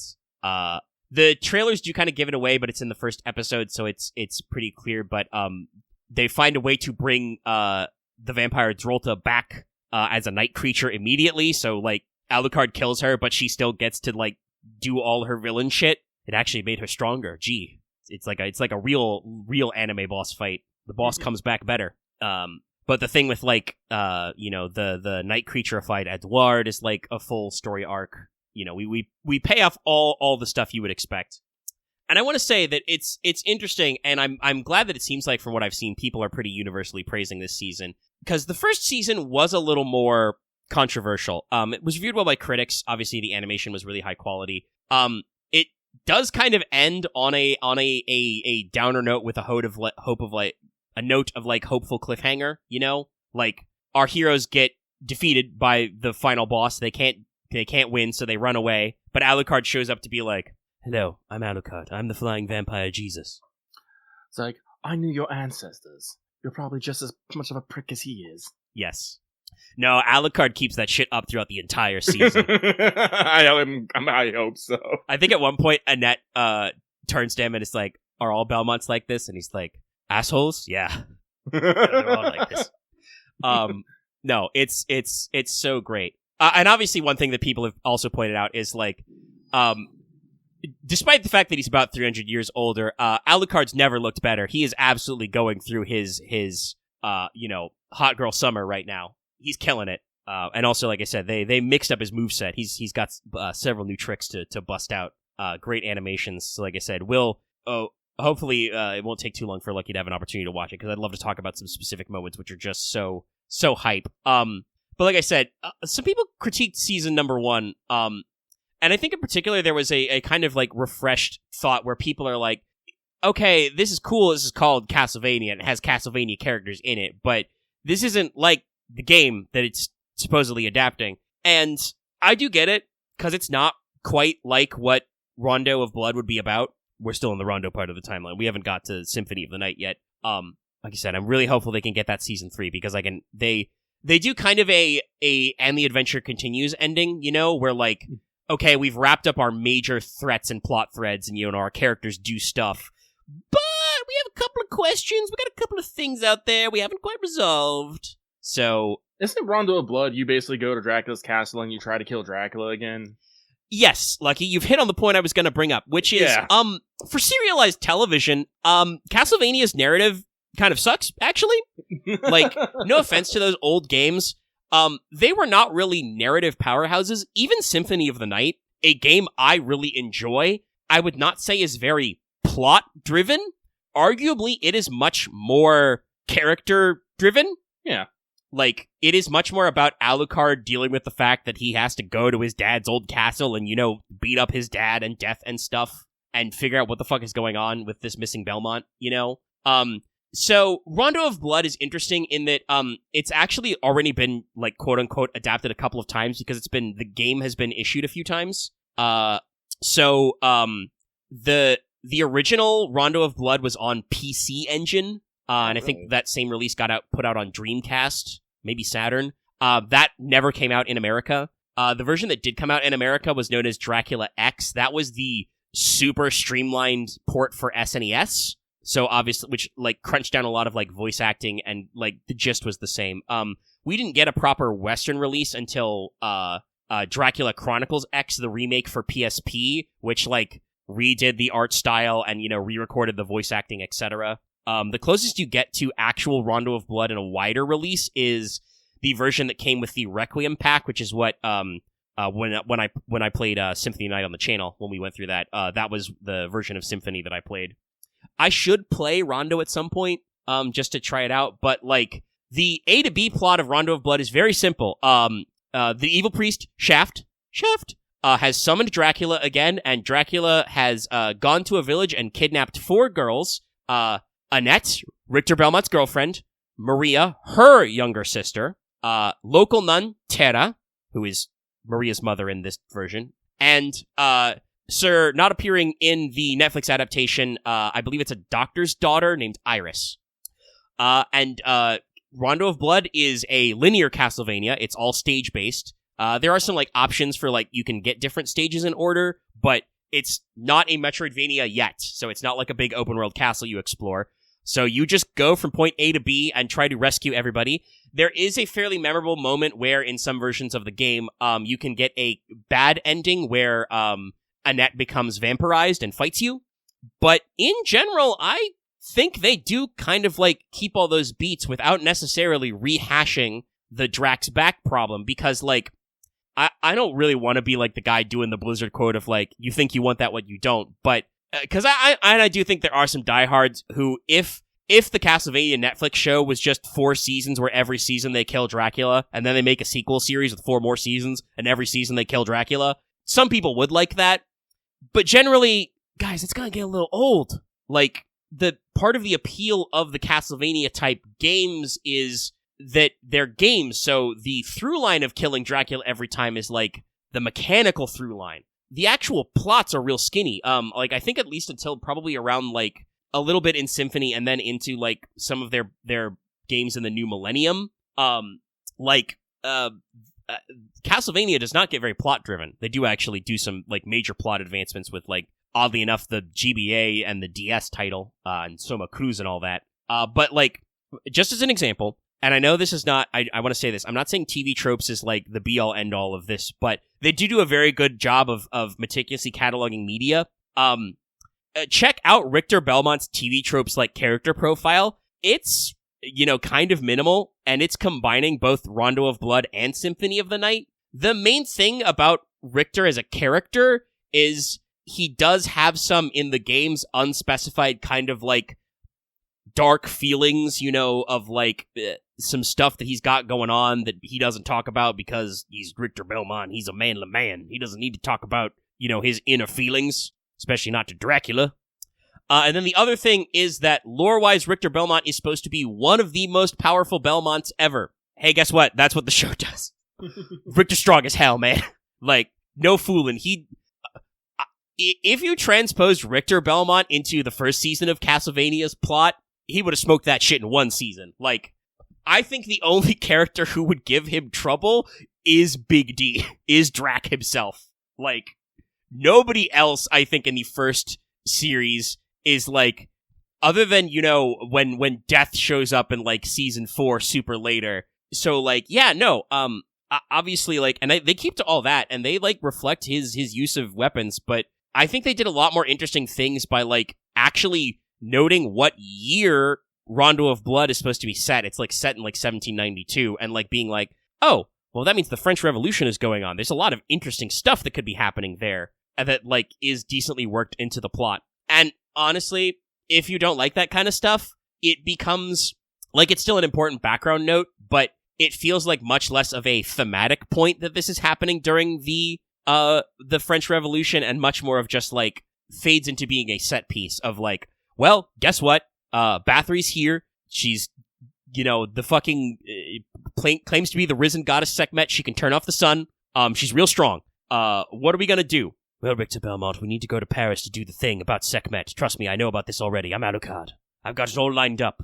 Why can't you just do this yourself, then? Well, it's because you're the fucking Belmont, so I need your muscles, effectively. I might need you to do Belmont things. And Richter Belmont's like, okay, oh boy, here I go Belmonted again.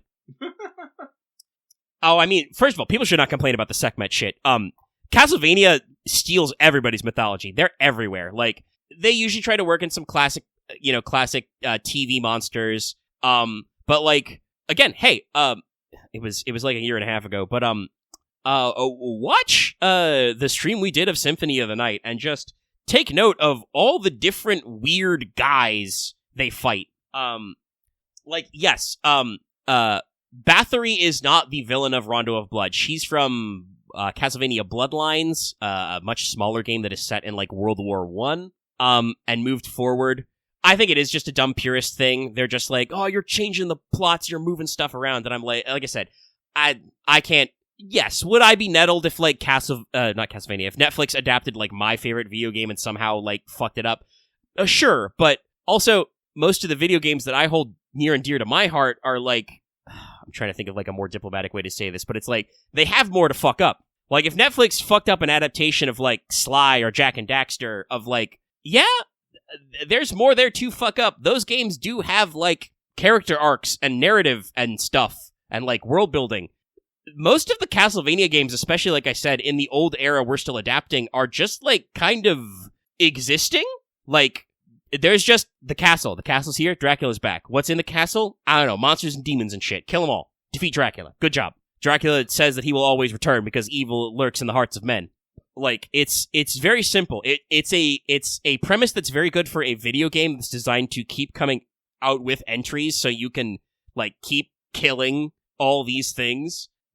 But the narrative writing in the first Castlevania series was so good. Dracula was already such a character that, like, constantly reviving him to keep killing him would suck. Even though they did actually end up reviving him. But I think that the writers just did that so he could fucking retire with his wife in Scotland. Does that mean that Dracula's still around? I don't fucking know. I just want to imagine fucking Dracula somewhere on, like, where'd he go? Scotland? Yeah, he went to Scotland. All around the Scotland Lows, just looking over at France and like, that shit's fucked over there. I ain't going. He notices Elizabeth turn off the sun and is just like, well, that sounds like some vampire shit. So I'm so glad I'm retired from that. I know it's the wrong time, but that's when, you know, he just puts on the shades and just leans back in his beach chair. It's like, nope. Honestly, considering how fucking strong Castlevania's Dracula was 300 years ago, if assuming he hasn't just been sleeping for the interval, like, I can only imagine what his power scaling is like now, right? Maybe he can just ignore the sun for a little bit, be like, who gives a shit? Gonna work on Montagne. And like I said, they do so much good with Alucard. Like, Alucard talks about how, like, oh, he's traveled, like, all over the world. Like, he finally got to do that shit that he wanted, and also that, like, his mom wanted his dad to do, you know, like, he talks about having been to, like, India, Japan, etc., you know. Right. They actually, like, do explain how all the Egypt stuff is tied in. Like, actually, the cold open for Season 2 is Alucard goes to a random temple in Egypt to do some fucking mystery solving. Oh, okay.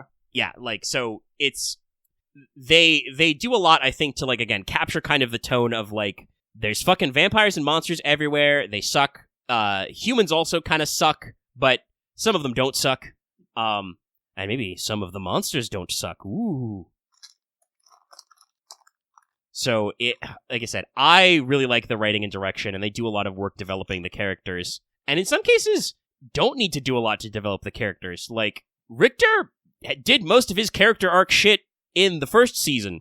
He doesn't really have to revisit that a lot in this season. He mostly just has to, get better about how he interacts with the other characters in the middle of their character arcs. And also deals with Alucard, who is, like, 300 years of character arcs, man. Like, they put most of that protagonist action, that kind of, like, character arc stuff onto Maria, who's obviously going through some shit. Yeah, her mom got turned into a vampire, right? Right. Yes. Her mom gets turned into a vampire at the end of the first season, and we learned that her dad sucks. He's kind of a doofus who summons devils, and he thinks he's going to make it all work out for God, but... And I do want to say, there's that one warrior monk, Mizrak, from the first season. He sticks around. He's a supporting character now. He's full-time. Like, he's just there. And I know that's a complaint some people had, because definitely a very specific thing with the writer, the developer of the first season, that, like, despite the fact that usually capital G God and, like, the church are considered a positive force in the Castlevania games, that, the church kind of sucked in the Castlevania series, like, Mizrak's a holy warrior, and he's just kind of chilling, Mm-hmm. Also, like, this is a thing that, like, is straight up not explained, but I would like to remind everybody, in the first season of Nocturne, Annette makes a bunch of crosses out of a wrought iron fence and, like, traps the vampire she's here to kill, and, like, he gets, like, burned and physically repelled by crosses, even though in the first Castlevania series, Trevor just says that, like, geometric lines and shapes confuse them. So there's definitely something there. Like, there's some kind of power that upsets these guys that's not just, predator reflex. So like I said, I had a great time. I think it's phenomenal, and, like, the animation is just the animated. It's worth watching alone just for the beautiful animation and, like, high quality scenes, but also, like I said, I think they still knocked it out of the park with, like, I really gave a shit about, these characters, kind of relationships and where they're going, what they're doing, even the villains, you kind of, like, want to see what's up with them, because we also get, like, more backstory stuff about, like, what Countess Elizabeth Bathory, like, what was she doing? How'd she get to be here as a vampire?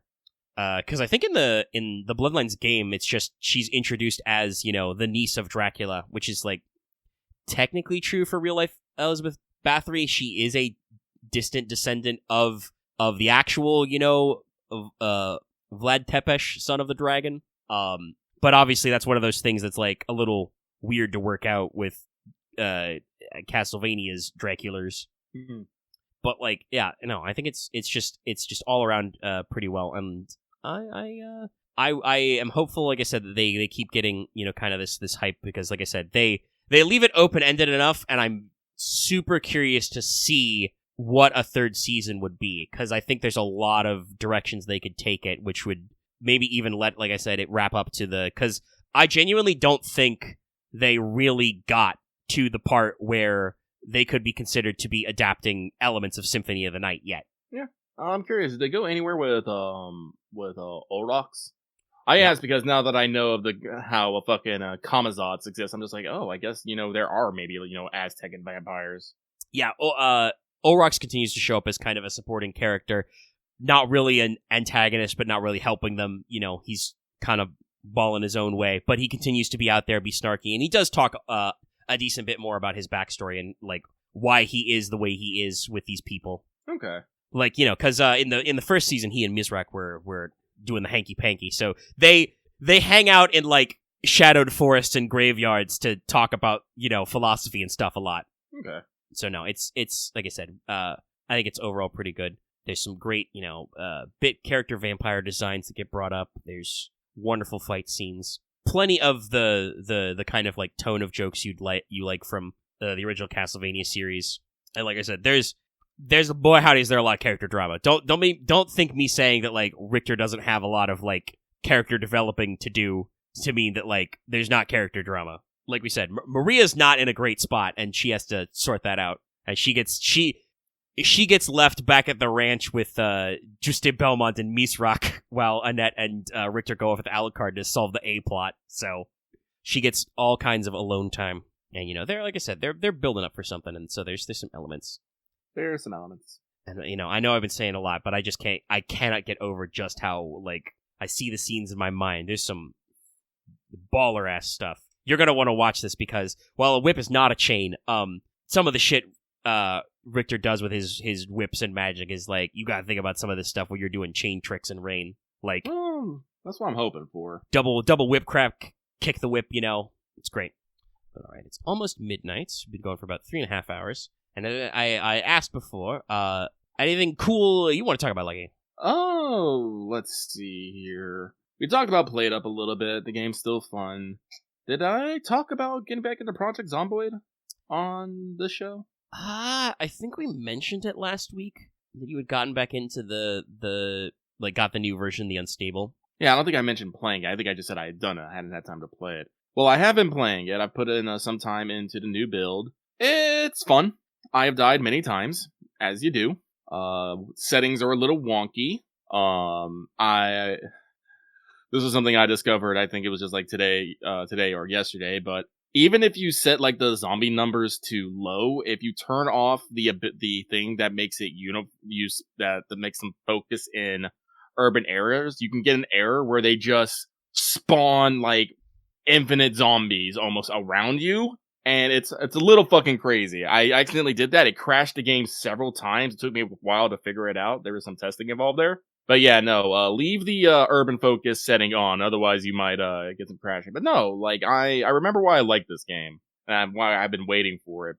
Just the feeling of, going from house to house, asking yourself, is this where I want to set up shop for a while?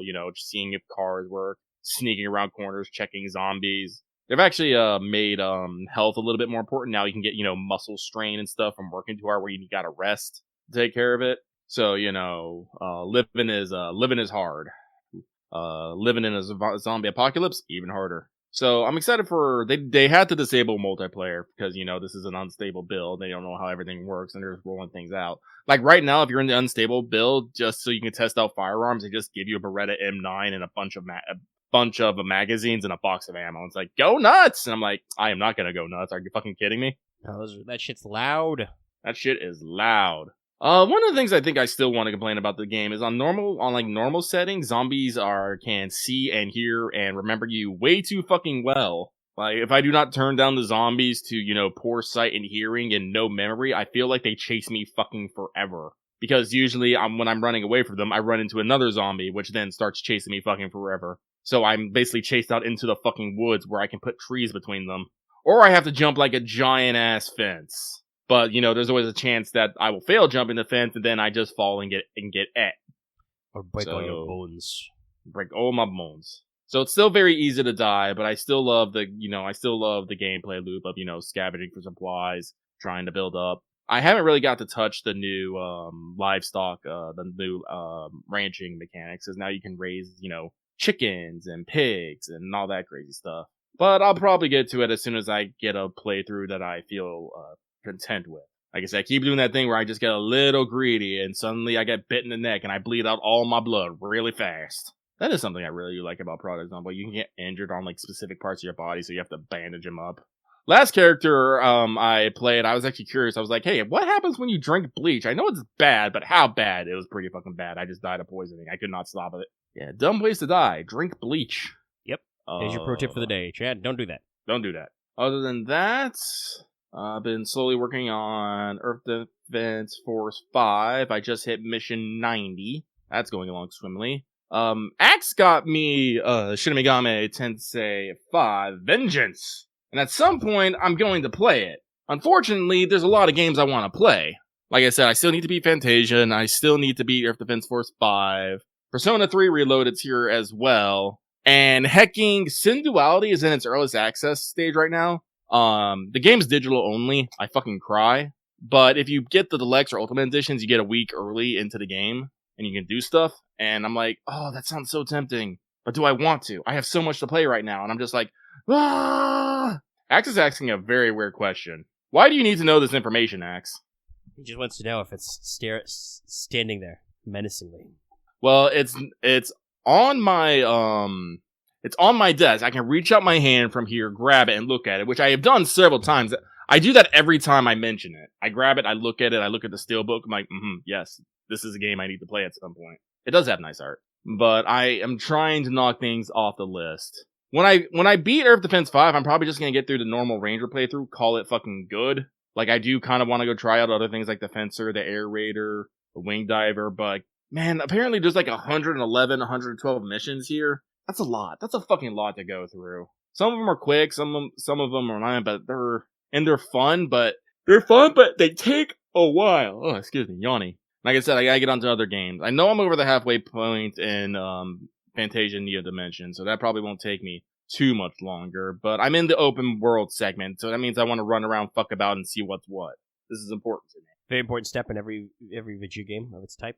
Mm-hmm. Yes, I know there's a lot of evil, sexy women in the game, but can I make the evil, sexy women like me, or do I just have to kill them and move on with my life? This is the problem I have. Well, certainly some of them are going to be demons. Yeah, some of them eventually. Close enough. But, like I said, other than that, been watching the animes. Unfortunately, I cannot think of really any off the top of my head that I want to talk about. Like I said, I've been in the LB7 brain, and that has taken up quite a bit of my thinking capacity. Actually, I should mention, I forgot to put it in my notes, because I don't have a lot to say yet, but I did actually watch the first episode of Sakamoto Days, which is out. Oh yeah, I like it. Which is kind of it's kind of a 1-2 combo. One, it got on my radar because YouTube actually served me an ad I care about for once. In that they showed me the trailer for Sakamoto Days, with the English dub, by the way. They sound like they're doing good work over there. I still watch the show on Netflix with in Japanese. But the other thing also was that after the first episode came out, there's this kind of like weird animation elitism going around where people are like criticizing the anime's action scenes because like they're not Chainsaw Man or something. First of all, anime fans, obviously you already know, you fucking weebs. Play that gif about, a weeb being stabbed by the knife that says a fucking weeb by another weeb. But obviously already there's a little amount of elitism there, but like we're really reinventing the cinema snob aesthetics here instantly. Like, not everything needs to be fucking UFO table smooth ass animation like Demon Slayer. First of all, those guys already don't have enough gas in the tank for that. It's already come out recently, actually. Yeah, we probably should have mentioned that. The Mahoyo movie has been delayed because the bulk of their staff is working on Demon Slayer projects. Like, they don't have enough hands to do all the projects they want to do. Also, the Genshin Impact... Was it the Genshin? Yeah, I think they're working on an animation for Genshin as well. The long-term project Genshin. I'm like, guys, we really didn't need to suck up UFO table for Genshin Impact. Sadly, that's my personal opinion. That Hoyoverse has a fuck ton of money, so what they did was probably paid for the best. Which, shout out to UFO Table for being counted as that, but also I don't. I mean, some of their character animation is pretty cool, but like for Genshin specifically, I feel like that's like out of their big three that they're going right now, that's their like least sauced. Probably could have picked a few different studios, but like that level of shit is expensive, and also I'm gonna be honest, I watched. This was the other thing where I'm like, well, now I have to watch this show myself to see, and I'm like, no, the choreo's fine. Like, a few bits of their animation like are a little. Oh, what would I say? Like, and actually, I should ask, Lucky, have you watched Sakamoto Days? No, I read the manga. Yes, I mentioned before. I figured this show would be in your wheelhouse. But like having watched it, the in motion. There are some very smooth, like high detail animations. Like, first episode, we've got our protagonist, enters to kill Mr. Sakamoto, and he stops the bullet with a gumball, or a cough drop, actually. It's perfectly round, which is a little weird for a cough drop, but like, they do like a high detail of it, like hitting the bullet and shattering, like, they do still some high detailed shots, but they also, most of the action is like, kind of, I guess I would say like generic gunplay. Like, a lot of it's shot a little bit like, a crime thriller. So like, you don't need turbo detailed action. And like when Sakamoto, shows up and, like, beats the shit out of everybody, the animation quality gets a little tighter, but also some of it's just, like, it happens so fast that you can't see exactly what's going on, and that's the point. He's, like, the world's strongest man, basically. So yeah, no, like I said, I tuned in to actually check out the first episode. It's good. Thumbs up. I don't know if you might not know this about me, chat, but I also like big dumb action movie tropes. So like the hitman is the strongest man in the world, but he has a heart of gold, so he gets dad bod, but he's still the world's strongest man. Cinema. And they immediately established that the series is weird, and that's another thing I usually like when we decide to get fucking weird with it. Why is this guy a psychic? An esper? He just is. Shut up. They explain that later, but I don't think we're going to get to that in this season. No, probably Get ready not. just to meet weird characters. Oh no, like once I saw, there's the anime opening with lots of weird, distinct character designs, and we got introduced to the primary character as an esper. I'm like, so I see. This is going to be a universe that just runs on hitmen with weird powers. That's the only thing going on in this universe. Got it. I've watched an anime. But yeah, so no other animations you're keeping up on, Lucky, that you feel like talking about yet, though. Not yet. I gotta go watch some more. I did watch something interesting. What was it called? Red Ranger gets isekai to another world. I think I've heard of that. Yes. I like it. I don't know if I recommend it, but I like it. Unfortunately, I don't really have much to say. The problem is we're still in our first 3 episode phase, which I know I started telling people this, but I do know like people in the greater like media watching sphere also recommend it. Generally, give something like 3 episodes before you actually might make one judgment on and recommend it to other people. Right now, like most things are just in their episode 1 or 2, so nothing's really stuck with me. The second season of Solo Leveling has come out, and while Solo Leveling is good, Solo Leveling is one of those things that I don't necessarily understand why so many people like it. I don't want to say it's bad, it's just I think it's weird that it's so popular. Yeah, it's I think I talked about this before, where I saw like ads for like the Solo Leveling mobile game and was like, wow, this is seems like the most boilerplate type elevator pitch ever, There's portals to other places, and you go in them, and you quote unquote leveling, and I'm like, okay, yeah, seems normal. But like I don't know if like Solo Leveling huge. Was. I don't know if Solo Leveling was the first to do the portals to like other realms, and you do quests in theirs, but that shit is overused, especially in Korean web novels and whatnot. I guess so Solo Leveling is just the one of that genre and out of that place that kind of hit big first, Like, I think we've talked about this before, where, like, Sword Art Online did not necessarily do any, like, new tropes, but it hit at just the right time that it really blew up as, the web novel into the light novel into the anime. Yeah. Well, that sounds like X saying in Patreon chat, that the anime expands on some points. I'm like, well, that's... Yeah, but it also detracts from other points, X. As someone who has read the entire manhwa and some of the light novel, it also cuts down on some things. And that's what I was gonna say. That's adaptation, baby. That's that's adaptation. You expand some things, you contract other things. Sometimes you make up whole new things because you find gaps in what you're doing. Actually, no. Solo Leveling is pretty good in that response. I don't think they've had to necessarily put any gaps anywhere.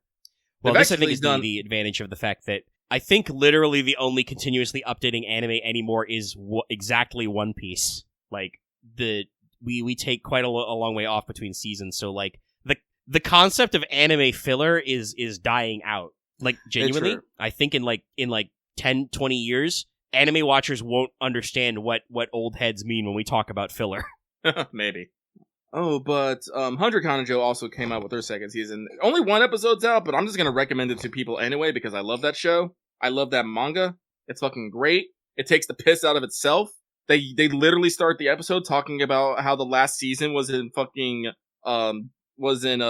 ended January God, what was it? No. Yeah, it ended in December 2024. So it's been a whole fucking year and they're gonna start experiencing relationship fatigue. I'm like, oh no, it's so good. It's like 100 Kanojo. That's just the shorthand of what we call the 100 girlfriends that really, really, really, really, really, really, really, really love you. Is just an absolutely absurdist romantic comedy about a guy who's gonna get 100 girlfriends and love. Gesundheit. Excuse me. That one snuck up on me. gloves, man, they're just weird. And it gets even particularly weirder as, the characters act aware that they're in a manga and reference things, calling back to chapters. At some points, the main character, Rentaro, will actually do a panel of pulling back the page to look at something at a previous page. So, they're doing a pretty good job of translating those jokes into the anime format, and I'm here for it. Oh, what else have I been watching? Solo Leveling, 100 Kanajo, Red Ranger Goes to Another World, a few others, but I don't think they're really anything to talk about. And I think there's a few other things that have popped up, but no, nothing else there.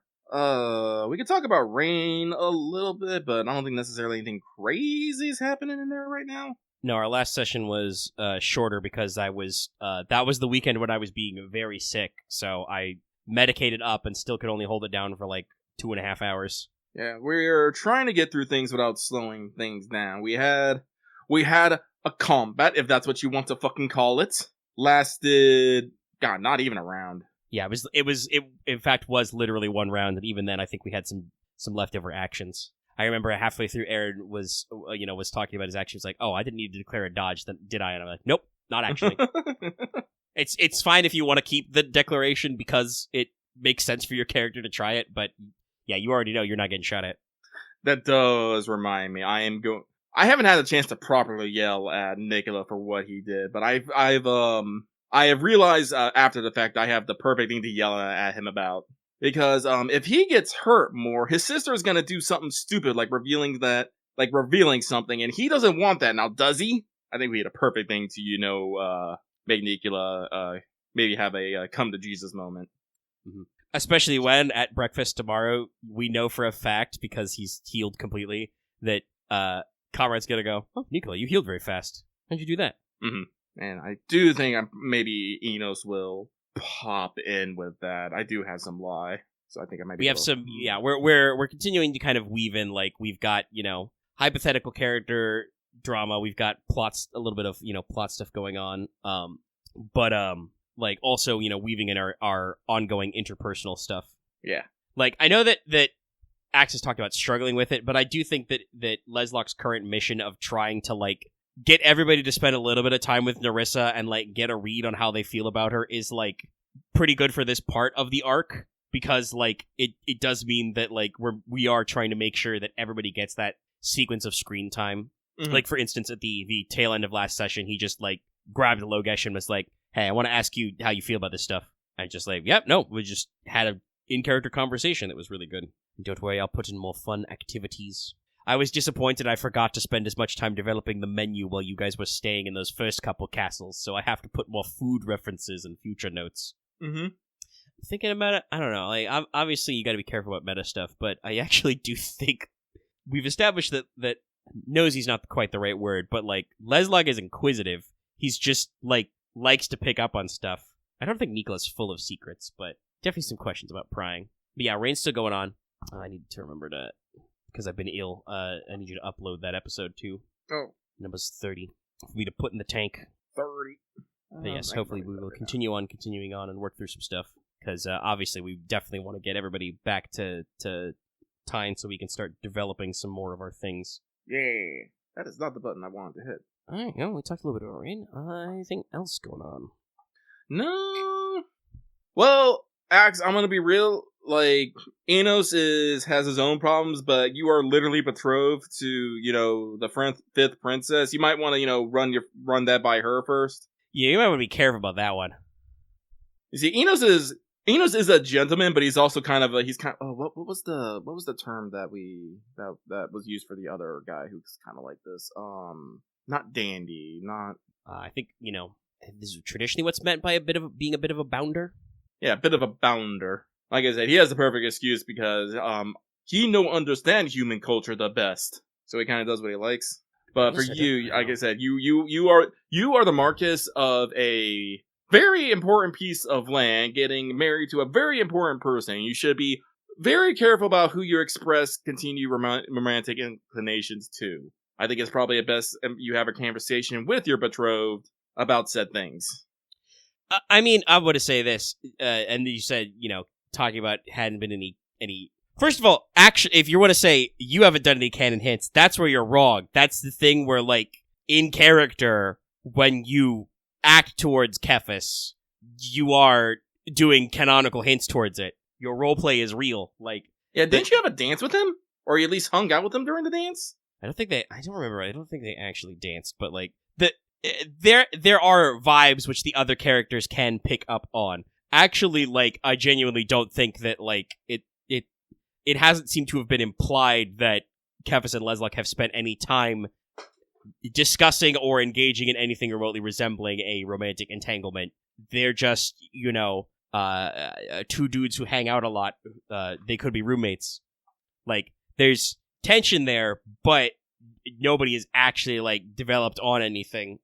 Because that's another thing of, like, you guys don't... This is why it's important to check in with characters who are NPCs. They have their own thing going on. This is a I think a big chunk of Enos's previous character development, of him being like, oh wait, shit, I need to double check with people. Yeah. I need to like ask people how they feel their feelings, but like, always gotta remember to keep NPCs in the loop, because they are free-willed creatures in this universe. And not most of them are not there just to be plot devices. It's true. I do like to spend a lot of time thinking about, like, what is up with characters, like, off-screen, on-screen, how they feel about things, why they do stuff. And sometimes, genuinely, the answer is, I don't know yet why. Why don't we spend some time with this character and figure out? So, like, always got to be thinking about, like, what's up with them. And, I think the crew likes Kefis Verity, but I also don't think anybody's, like, really sat down and interrogated that one.